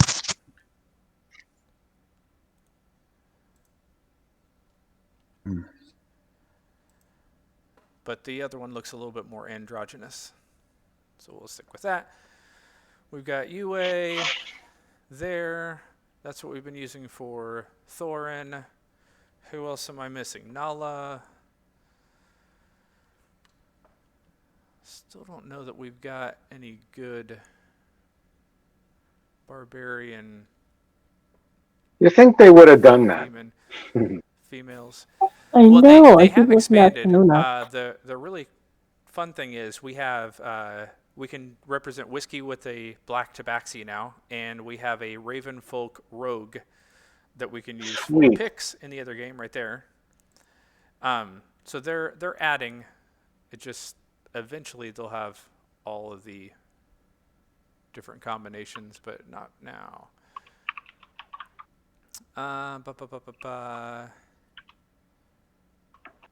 Yeah, I think maybe we were using that dwarf female. Yeah. That's what you've been using for, isn't that what you've been using for Nona? Nona also, yeah. All right, who else am I missing? Lauren. I'm the wave, right? Yep. Oh, not Lauren, but just different character. Let me double check. Vera. Oh, yeah. So we need Ranger. And we don't have red in the group, so you can probably be That's Link. Where's my other ranger?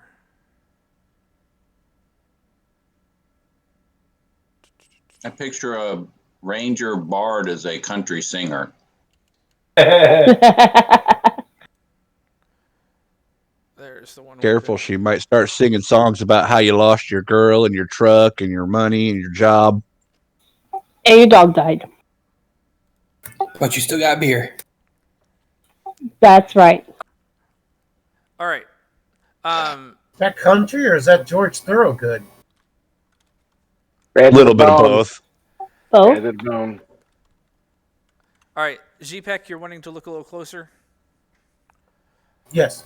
All right, make a perception check as you guys all get far enough along the path to see this river that UA spotted. And whoever else is up in the front can also make your check. Oh, that was lovely. Got it. 2 equals 4. You're in less swampy area, so now you're going to start failing everything. Yep. Okay. You see, the two of you. Yeah, I don't want everybody making the check. If I ever call for it, it's 2 at the most, unless I say everybody can check. Otherwise, you'll all eventually succeed. What you see from the distance that you're at is there's some movement on the other side of the bridge. Specific gender, specific race, whether it seems to be bipedal, but outside of that, you can't really make out a whole lot beyond that. But there's definitely movement, and it's more than one on the other side of this bridge. Hold on a moment. Oh, excuse me. I will say, someone's moving on the other side of the river. I can't make out much, though.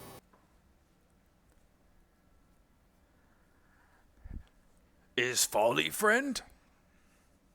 Can't tell yet. Need to get closer.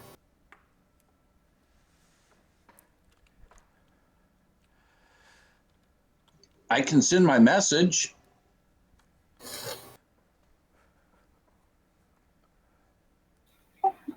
Might not hurt.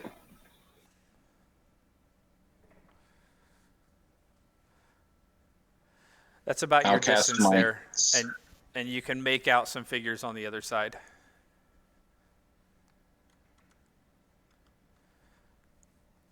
I'll bow my head and say a little prayer and let our friends know that we are approaching the bridge across the big river.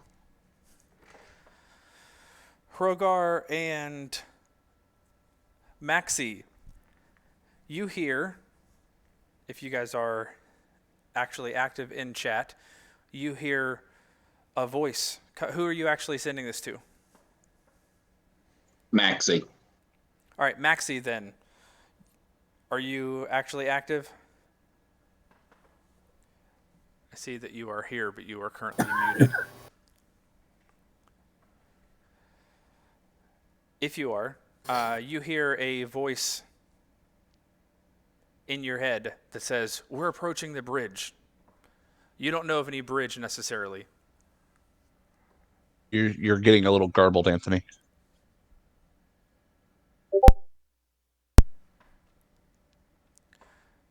Any better? Check, check. All right, it may be because I'm streaming too much or something, or I got too much going on. We'll see. Any better now? Yes. Okay. Yeah, so Maxi, if you are awake and moving about, you hear a voice come into your head that says, "We're approaching the bridge." You do not have a clue what bridge they're talking about, but you're pretty sure this is UA talking. If you are up and awake, feel free to respond.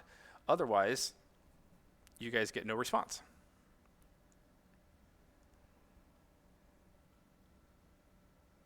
I'm sorry, friends. There's still no response, so that must not be them. Oh, in that case, and I Well, it will has to cast be Mage Armor on somebody. myself.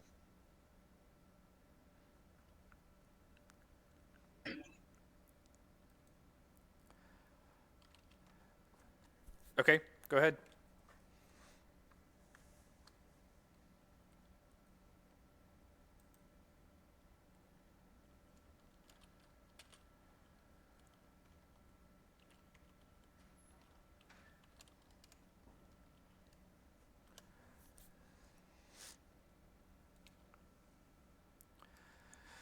There's some shouts coming from the other side of the bridge. It looks like there's the one that's just on the far side has spotted you all standing right in the middle of the path and is now pointing in your general direction. And you see two more, whatever these figures are, that are drawing weapons and starting to move a little closer to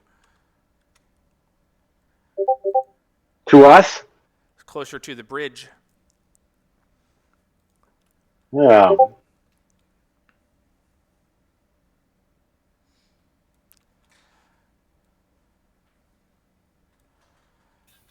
And here's the question. I will stand on the road with the mace, heads down, hands on the we shaft. We are currently at 11 o'clock.